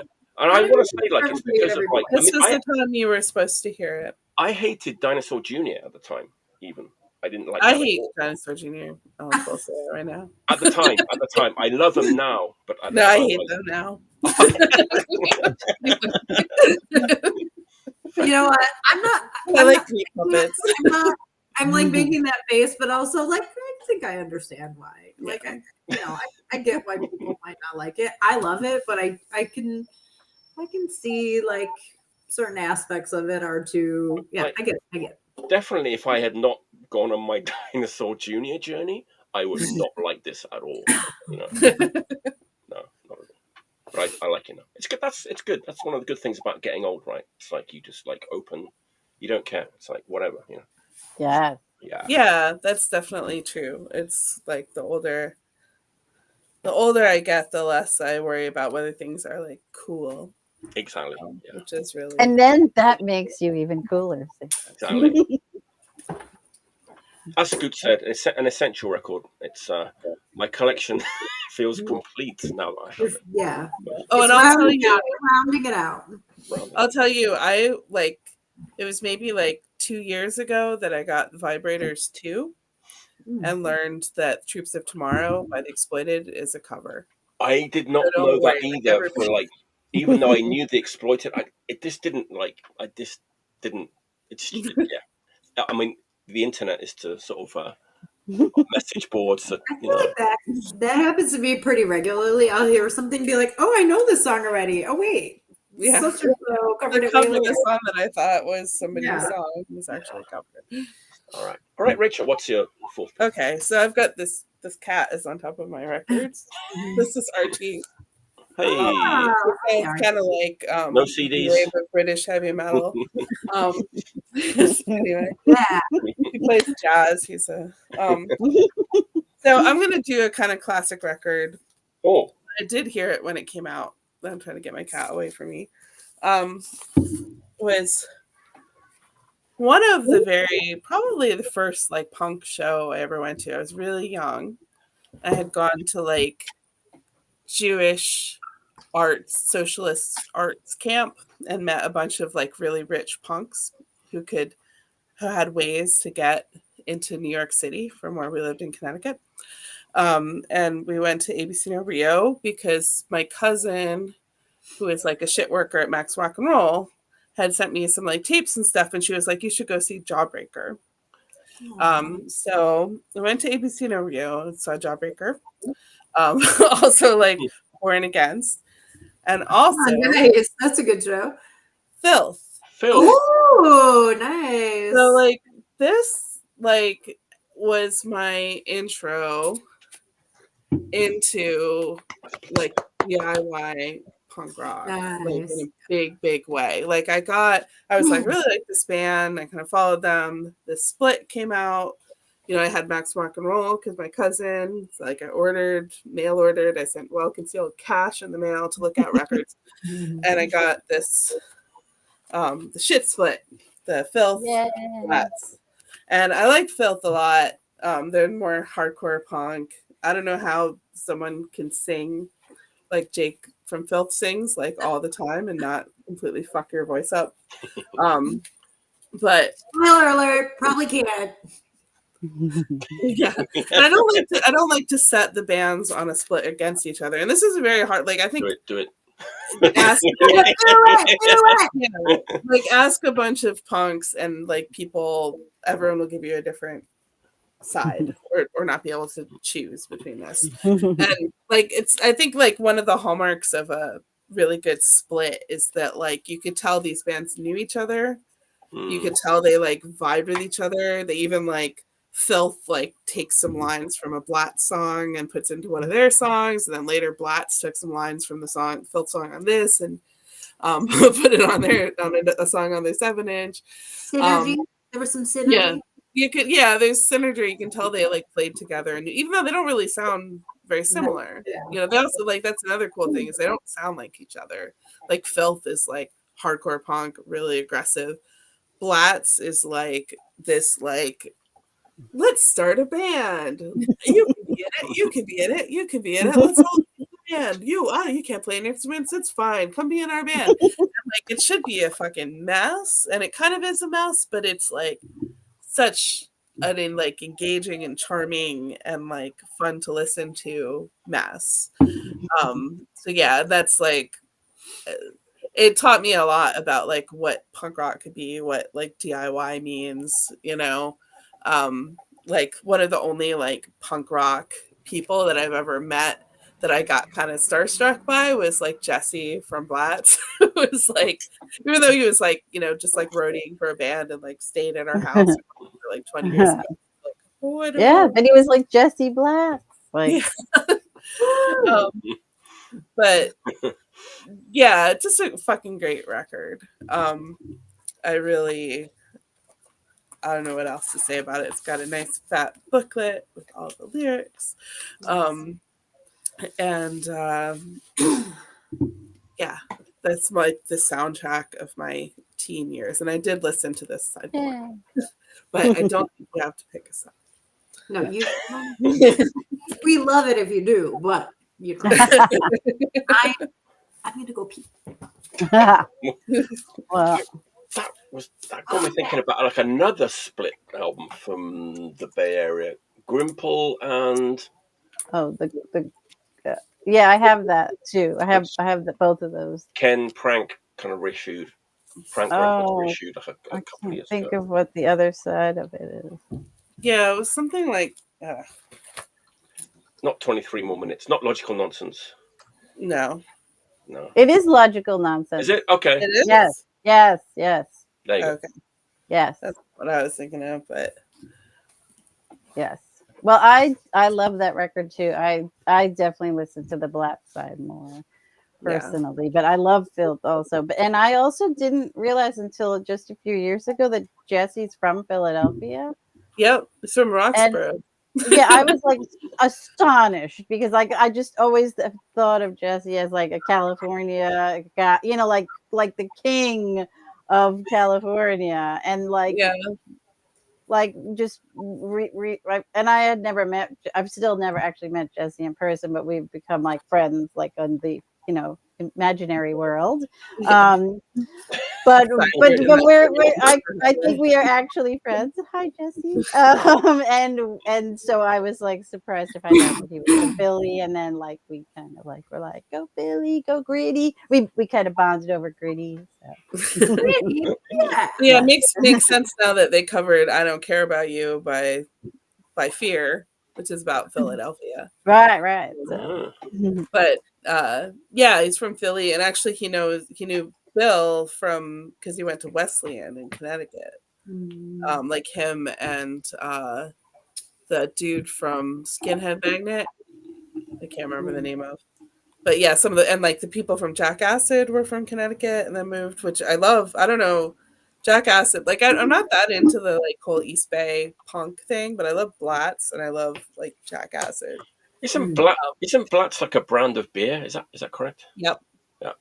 Yeah, their 7-inch is called Cheaper Than the Beer. But yeah, it was a real. I don't know if it's still. I don't think it's still made anymore. But it was at the time. Like this the super like brand of beer you could purchase, like PBR, like the cheap style PBR. Yeah, Grandpa beer. Nice. All right. No, you got to put the record in the thing behind you, though. Oh, does she have a place to put it? I thought you did. I thought you started one. I'm sorry. I can't reach. All right, I'll take my ears off. Take your ears off. All right, wait. Let me start moving these down already, so I'll be ready to. I apologize. I thought you had talked about one when I was in the restroom. No. We were playing the time. No, we were still talking about that. Okay, yeah, sorry. Okay, I won't talk too much about this one. All right, so this one is you're on this show to talk about it. Yes, talking is better than talking. I feel like I talk too much. No, you're okay. Before. You're really good at talking. You're okay. It's literally the only thing I'm good at, I've discovered. Okay, so this one is my one that I did choose, that is La Vida es un Muis record. Like I said, I could have done an entire show of those records, but so this is new to me, and it came out in 2023, and I'm just gonna show it. And it is this band. Oh, okay. Oh yeah. Roar Lab. Am I saying it right? Okay, I'm gonna put it up here already. Okay, so that's Roar Lab. All right, so that's so they're from Belgium. Oh. And the album is called Working Out in Heaven. It's I don't even know how to describe it. So the A side is like new stuff, and the B side is their like debut EP that was like sorely like underknown. So they were like, let's get that out there, you know, so that people can hear that too. And I like some people. So it's a woman singing, and some people were describing her singing as like sounding like the Comes. What is the singer? Chitose. Yeah. Some people have said because I like to read a little bit ahead of time. Maybe also a little bit like Honey Bane, Fatal Microbes, Honey Bane. But okay. What? And it's like they call themselves. I like to read what people call themselves on their Bandcamp page. I don't know what this means. They call themselves Modern Fuckwave. I have no idea, but I like it. Oh, can I just interject? Can I interject just for a second? Because I was talking to Paco, like we do talk quite a bit, and he noticed that I was talking about like Metal Urbane, and he was saying how he loves like all the like drum machine punk from the 70s or 80s, and he said he calls that stuff Fuckwave. fuckwave. So they might have. He may have even written. He may have their told band him to say it. page and told him to say that. We got So this. yeah, We're gonna make it stick. all right. Fuckwave. It's like no wave. It's like fuzzy. It's got a little bit of psych. It's punk. It's like raw and really great. And I just love it. I don't even have that much else to say. I just think it's great. It's just like abrasive and awesome.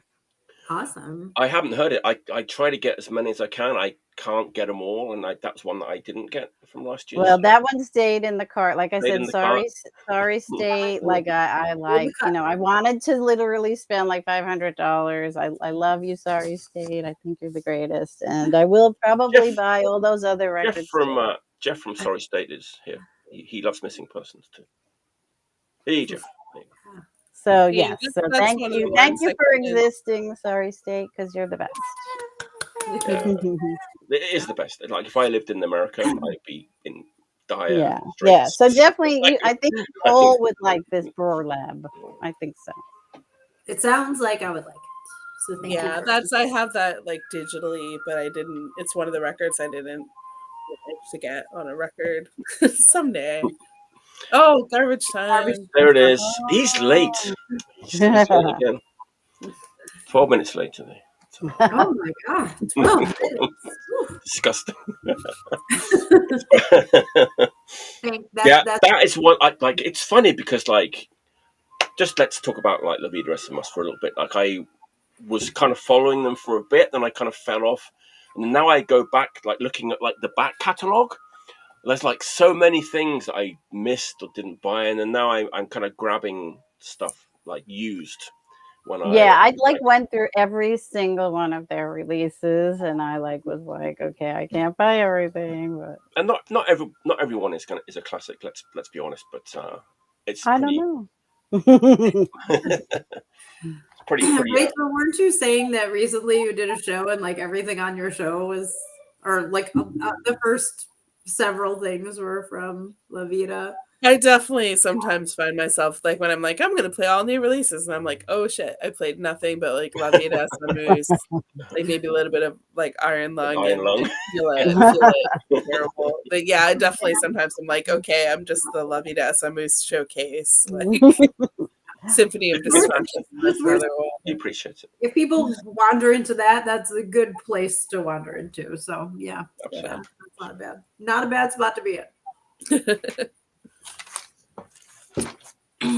All right, Sarah, what you got? Oh my gosh! So I'm gonna go with a classic. I think it's a classic. It feels like a classic to me. This is the Plugz. Can you see it? It's oh yeah. Okay, this is the second record. It's called Better Luck. I feel like this is just such an incredible record. I hope you can like see this. I'm sorry. It's my big light that's like giving me. The Plugz were a Chicano punk band in LA. They were one of the first. I think the Zeros were technically considered the first Chicano punk band in LA.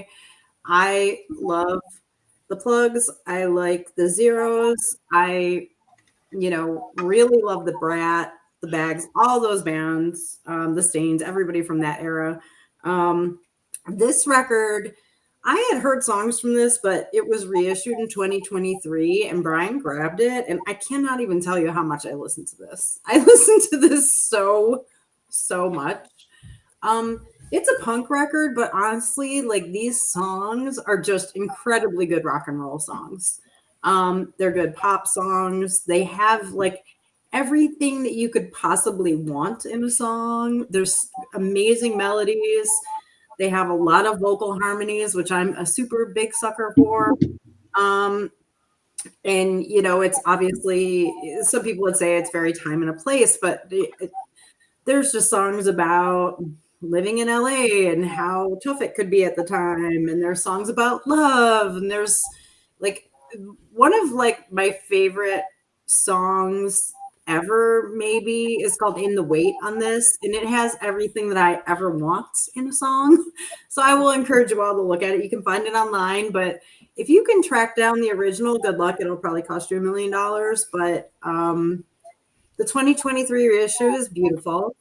This cover art, I don't know if let me see if I can find it. The cover art is by Gary, who was an artist on the Pee Wee Herman show, and Tedio, who was the singer in this band, was on Pee Wee Herman show often. He also is an actor in a lot of Robert Rodriguez movies. So, and Wow. some people might also know that the Plugz did a lot of songs on the Repo Man soundtrack, which is also That was my first introduction to the Plugz from Yeah. the Repo Man soundtrack. Because gonna they say did even Secret the- Agent Man. I love like even the instrumentals on that. Yeah, that they do yeah. that are throughout. Like I love Yeah. that. Like Yeah. They were Yeah. also on New Wave Hookers. yes, Yeah.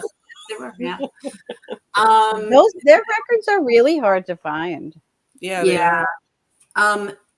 You know, when Brian got this, like he got this one in Electrify Me, the reissues, obviously, and you know, they're just this one though. I just never take it off the turntable. I play this so much because these songs are so incredible. The song "Aching" is like a love song, and it is just like one of the most amazing. And I'm not a very emotional person, but it makes me feel that way. It makes me feel like I'm a human being. It's crazy. What more can we ask of music? They give you the feels, as the kids say. Gives me the feels. Yeah, but there's so many incredible songs on this. You know, just I would encourage everyone to go listen to this and try to find this reissue. At very least, just go listen to it online because it's amazing if you don't have it already. So yeah. I mean, File that under Meat Puppets too. You know, that's another one that I haven't heard. Oh, I feel like you would. I feel like this might be one that I'm ready. I'm ready. Right. Yeah.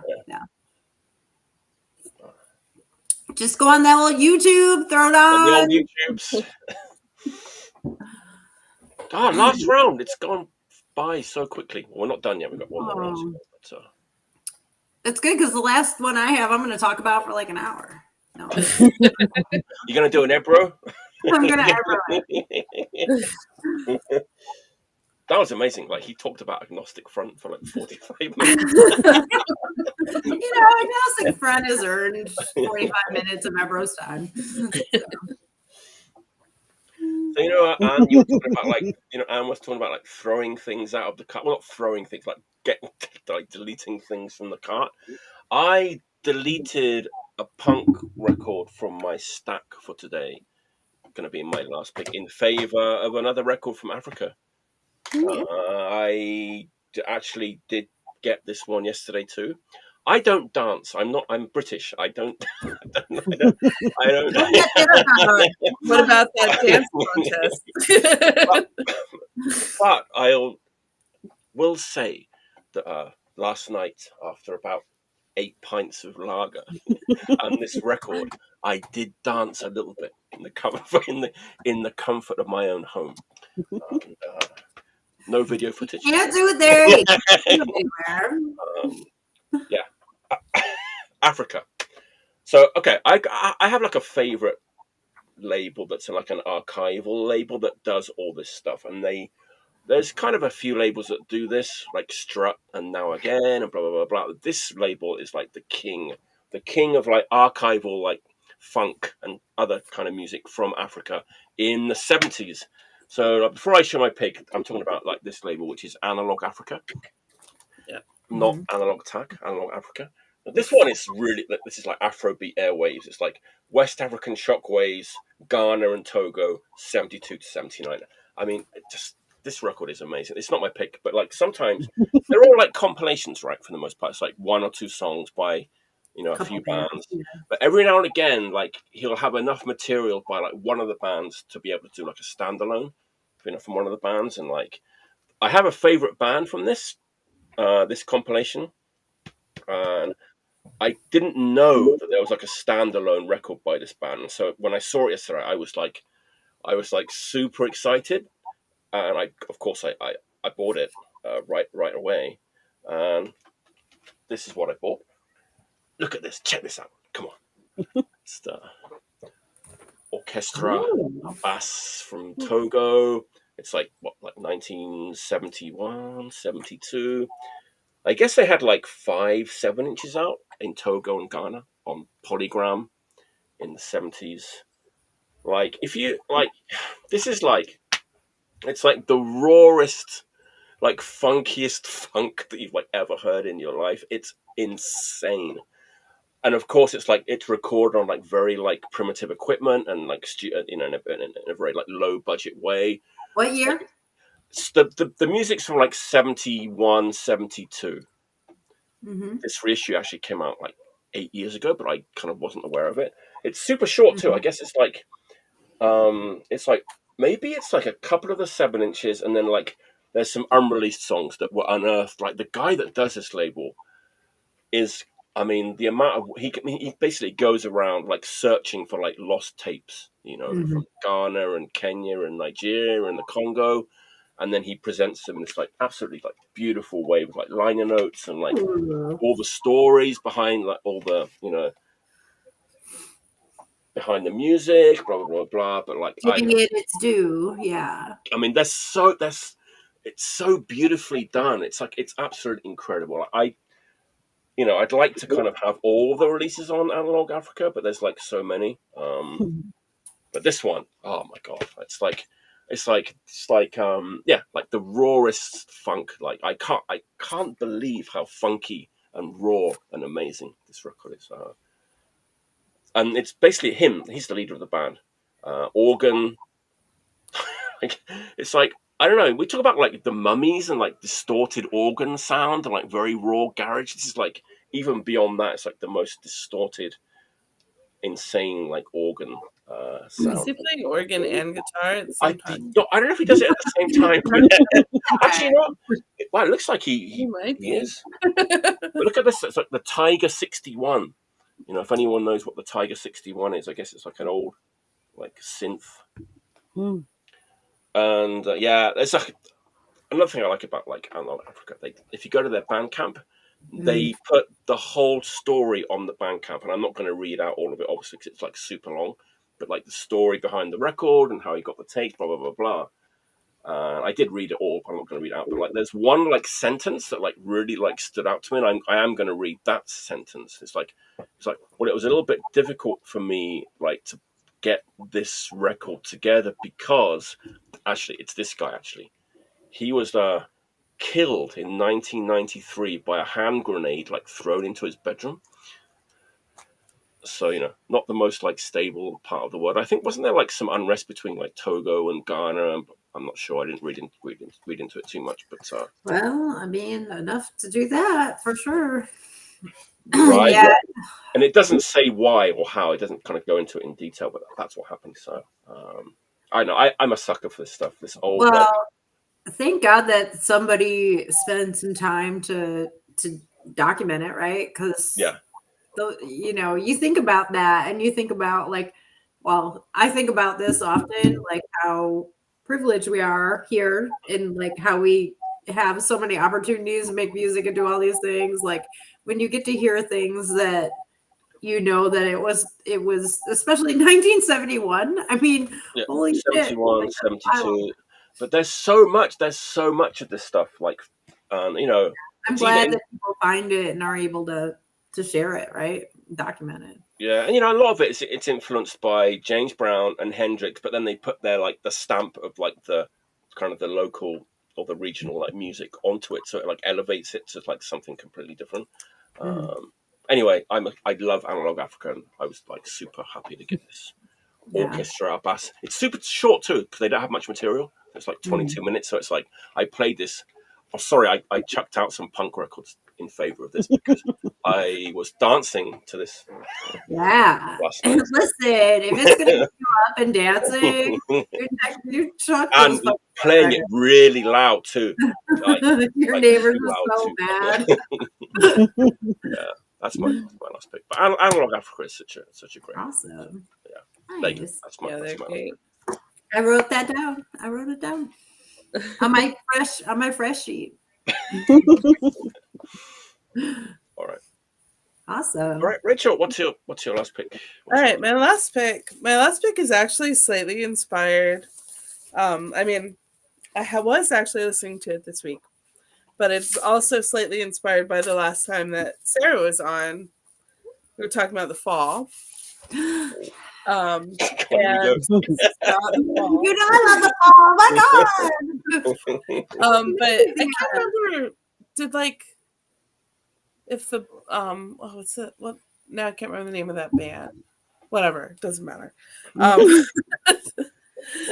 So, but in any case, the very first lineup of the fall.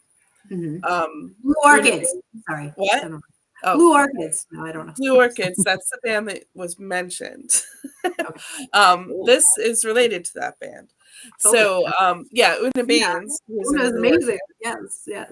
Was an original member of the Fall. I think she wrote Bingo Master's Breakout. She played keyboard. But she wasn't in the band for very long. I think she was on there for like a 7-inch. She dated Marky Smith for a minute. Wasn't she on the very first LP? I think she's on more than a 7-inch. Yeah, maybe she's on the first LP. Yeah. In any case, she wasn't in the band super long. She was only on like a couple of their 57 albums or whatever. Wait. This entire shelf is the Fall. Wow. Oh my god, I love that. And we're gonna talk. When we're done, we're gonna talk some more. So, in any case, after Una Baines was in the Fall, and I'm not sure it was before Blue Orchids or sort of concurrent with Blue Orchids. She was in a spooky running around in the woods naked pagan folk band. Yeah. Super feminine. Nice. Fuck yeah. It's this record is awesome. The cover is by Linda Sterling, who was in Ludus and was like kind of a cool girl around Manchester. She was like best friends with Morrissey or whatever. But this record, this was reissued a few years ago on Bird. Ooh, I didn't even know about this. How exciting. Or Finders Keepers. It's super good. It's like a lot of acapella, a lot of like bongos and flutes and stuff. Flutes. And nice. It's it's folky, but it's kind of post-punky. It almost sounds like something that might be on like a bullshit detector or something like that. It almost has this anarcho-punk kind of thing. And then it's super stridently feminist. She was very. She taught Marky Smith a lot. Yeah. And still is. Marky Smith was a big fan. He was really supportive of I think both the Fates and Blue Orchids. But I just it's just a really, really good record, and it's super nobody seems to know about it. Even less the Blue Orchids is kind of obscure. I know about it. No. Yeah. Reissued. That's awesome. Okay. But I love it. It definitely has that vibe of just you're doing something in the woods that God probably doesn't want you to do. There is no God, but okay. Very ancient wood nymph, whatever, bacchanal thing. Is it very British, it's folk horror. Wicker Man. I feel like that's another I know that you definitely have the whole, I feel like this is a second road for you to go down in addition to Chumbawamba. I feel like that's your other thing that you're known for. It's the woods thing. There's some overlap, Oh man, so many good picks that I should have written this down, but I don't. I actually Well, watched. you will write it down. I will. Well, I have You will have to. Okay, I have to. It's my job. before I go, I have to have a costume change. I'll be right back. Oh yeah, yes. I feel like it's time. So I'm just gonna say this. I hope like. Well, I'll tell Anne after because we'll talk about it more. But Okay, Una okay. Bones was on. I think I talked about this last time, but the two Hanley brothers have a podcast that is about the fallen, adjacent stuff.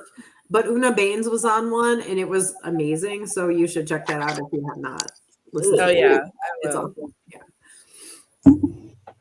Okay. Oh, Okay, but I had to cover it up because I didn't want to ruin the record before I talked about it. You had Plans all out. I'm covered up for a moment. But okay, so my final record today. Wait, is it time? I didn't mean to cut you off, Rachel. No, The time is yours. Okay, all right, the time is fine. Okay, so this falls into 80s, a one-hit wonder to like again like what people think Chumbawamba is a one-hit wonder because they only know that one song, but we know that they have millions of records that are awesome and they're wonderful. So this band is like one of my favorite bands in the whole wide world. Like regular people do not know anything but except for the one song by them, and even maybe punk don't even realize how great they are. This might be another band that people don't like take seriously and don't understand that they are so awesome. And all right, I'll just show you the record, and it is Bow Wow Wow, Wow. wow, wow. Oh yeah. yeah. Wow. Yeah. I feel like Bow Wow Wow are getting their due more now. They should be because they're amazing. Oh, now I can like show I have Yes. Bow Wow Wow, so I'm doing a listen when. Go wild in the Yeah. Okay, so Bow Wow Wow is It might be amazing. So weird, but like show us the shirt a little more. oh yeah, sure. It's not weird. So it's like Annabella, like Very nice. Very nice. Yes. so okay. So the reason I chose this particular Bow Wow Wow record, and like it has a great back cover, also awesome. That is very, very good. So the reason I chose this, besides the fact that like she's not like a 14-year-old naked on the cover like she is on all the other ones, is because this is because we have only adults on this show. The chat is only for adults. right. This record, I'm just gonna put it there because it's all right. So this record is called. So this record has sort of like has an origin. Let me backtrack a little bit and tell you a little bit about some starting stuff. So number one, did you know that Bow Wow Wow had the first ever cassette single? The very first single ever in the entire world was Bow Wow Wow's single called C30, C60, C90 Go, which promoted home taping, home piracy. Yes, and they made the cassette, and they left the whole second side blank, so you could tape your own. Your own song taping off the radio. And then our man Jello did that later, right, with one of the Kennedys. Later. So this was the first single was like that's first cassette single. I forget actually what year that was, but this record compiled. So after that first single, then they also put out a release that was a cassette only called Your Cassette Pet. And it was like a mini album, but it was only released on cassette. It was not ever released as a record. And then like in 1982, the record label, which it was EMI in England, decided like, hey, we got to put that Your Cassette Pet out on a record. And so it includes all the stuff that was on that.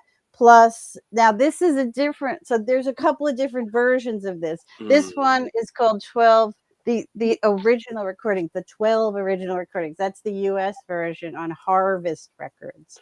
Okay. But the EMI version had 16 songs on it. And it was also sometimes called I Want Candy because they were capitalizing on the fact that I Want Candy had come out, which hadn't come out when Your Cassette Pet was out. But anyway, so the point is this record is my favorite because it has all the singles and all those early things like C30, C60, but it's different than the one that's in England. So different tracks. But I love all their records, but this one is extra special to me. I've listened to this album 10 billion times in my life. It maybe was the first album, like vinyl of theirs, I ever owned. So that's also why I extra love it. And of course, like I said, everyone knows I Want Candy. That's like their big hit, which, if you did not know, is actually a remake of song by a band from the 60s, the Strangeloves, and it's also great by them, but some people don't know that. I didn't know that. And it's funny, like, because now that I think about that, like, you have the one hit wonder, but it was somebody else's song. So I'm sure they made money. That's funny that you say that, because for me, like, just being from England at the time, I thought like Go Wild in the Country was the big hit, but like not in the US. Not in the US, No. right? Okay. Yeah, not in the US. Definitely not. No, I mean, that album's great, and I love that song too. But no, in the U.S., like regular people just walking down the street, if you like said like, "Oh, do you know this one song? I Want Candy," like everyone knows that song. They might not even know who sang it, but they know that song. And they probably don't know the original version by the Strangelove. Yeah, that was a hit too, but it wasn't like a giant. Yeah, but it's really good, and Strangeloves are really good too. If you don't know, like they have other really, really good songs, really great, and they were producers and they produced other people's stuff too. But yeah, so Bow Wow is awesome. Like there's Annabella is still performing. Like there's like a fake Bow Wow Wow, so you have to, like, if you're ever gonna see them, you have to make sure that it's like. You gotta make, because it's like some 20-year-old, like it's kind of like Cro-Mags and Harley's Cro-Mags. Yeah, there's a lot of that going on. But yeah, if you see that it's Annabella actually performing, you should totally go see her, because she is still amazing performer. Her voice is great. She's great. And so I just think they're really awesome, and I want more people to like take them seriously and know how great they are. So. Yeah. Anyway, wasn't it basically Adam and the Ants with Annabelle? Yes. Yeah. So Malcolm McLaren was pretty much like, "Hey, Ants, let me put you with this 14-year-old singer." Two drummers and everything. Yeah. Although there was also the thing, which I fully lay at the feet of Malcolm McLaren and nobody else in the band, where Malcolm McLaren just like straight up stole bit songs from a South African like township bands. Yes, like the Hotel of Queens, and like Jungle Boy is like note for note a South African song that he just took and didn't like. Like definitely put that on him for sure. Yeah, but yeah, I love Bow Wow Wow regardless. And she's awesome. And, who would have thought Malcolm McLaren sketchy? Who would have thought? Yeah, like a shining beacon of goodness and light in the world. Yeah. Sorry. I got a glimpse, but I don't know what it is. So. All right, Sarah, what's your last pick? Okay. Last pick. Many people who know me know that I love Cleveland punk and hardcore. I'm from Buffalo originally, so Cleveland was very close by. I still have a lot of great friends there, and they still put out tons of great music. This is a record that I got from my friend Charles, who has a really amazing record store there called My Mind's Eye. So if you ever go there, please go to that store. There's another great record store called Hausfrau. But anyways, I'm going to talk about this record. This is the Easter Monkeys. I don't know if anyone has heard of this, but if you haven't, you should. Some people know about the Cleveland Confidential comp. They have a song called Cheap Heroin on it. That's probably where a lot of people have like heard of the Easter Monkeys. I think the more famous connection is the guitar player was in the Electric Eels. I think he played bass in the Electric Eels. And then he was also in Pere Ubu. But this band, like, definitely has their own thing going on. When I looked it up online, it was called psych art rock or art punk. But I would describe it as druggy art punk. I think that so many songs on this record just really resonate with like being a person who grew up in the Rust Belt. you can't really describe it unless you've been there. And this record really, really, really does that for me. I think that you can go online, you can find like live footage of them or whatever. I think one of the other things I really liked about it is they had a female drummer who was very young at the time. She was the sister. Her name is Linda, and she was Linda Hudson, I think, and she is the sister of the guy who sang in the Pagans, who a lot of people know about. But this record is just a really incredible punk record in a lot of ways. It really like runs the gamut of very long 4 or 5 minute songs that are dirgy and like, I think the one thing I will say about this band is that they have a very anti-Catholic bent, which also like lands with me in a big way. I think that's true for a lot of people.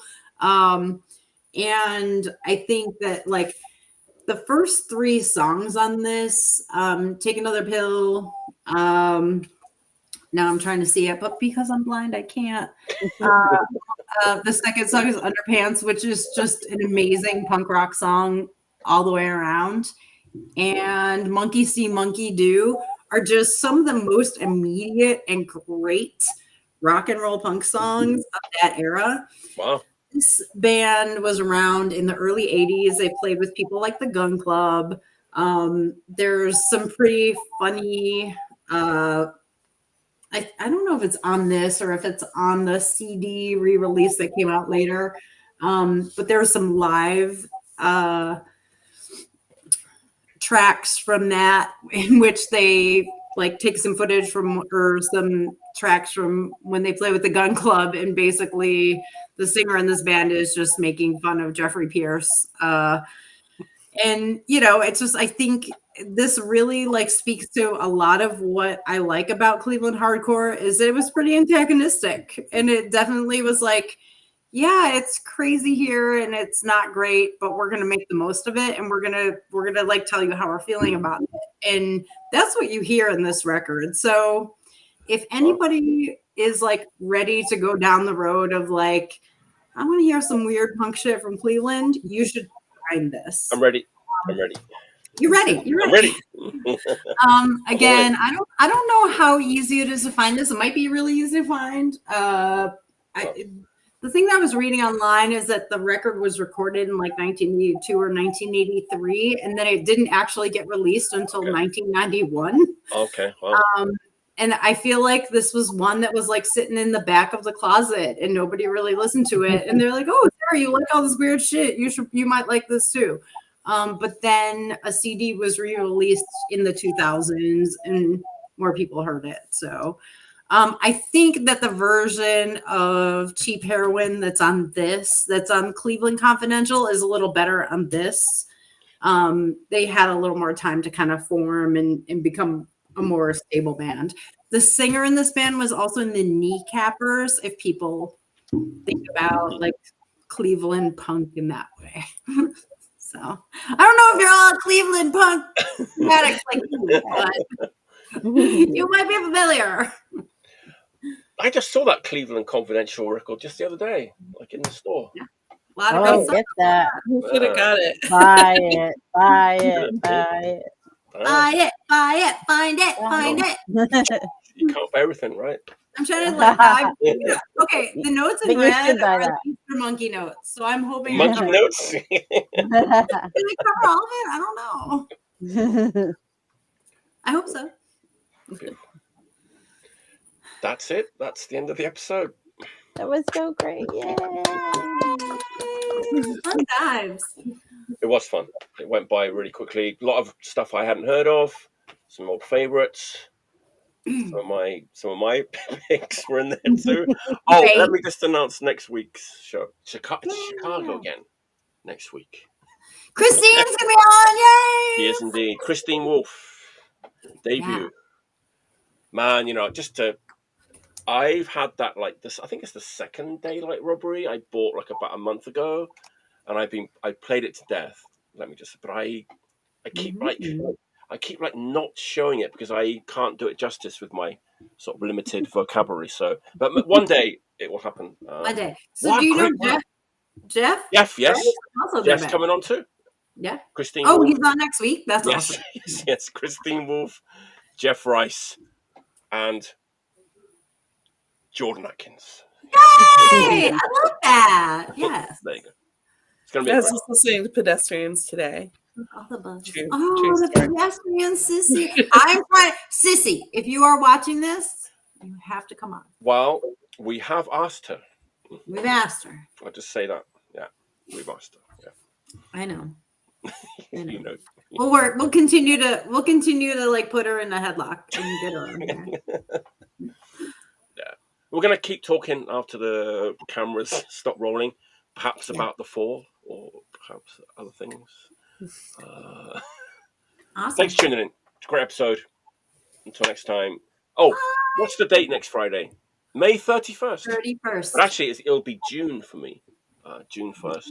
May 31st, Friday, 10 p.m. Eastern. What's that in Chicago time? Don't ask me. I'm the one who doesn't fucking know.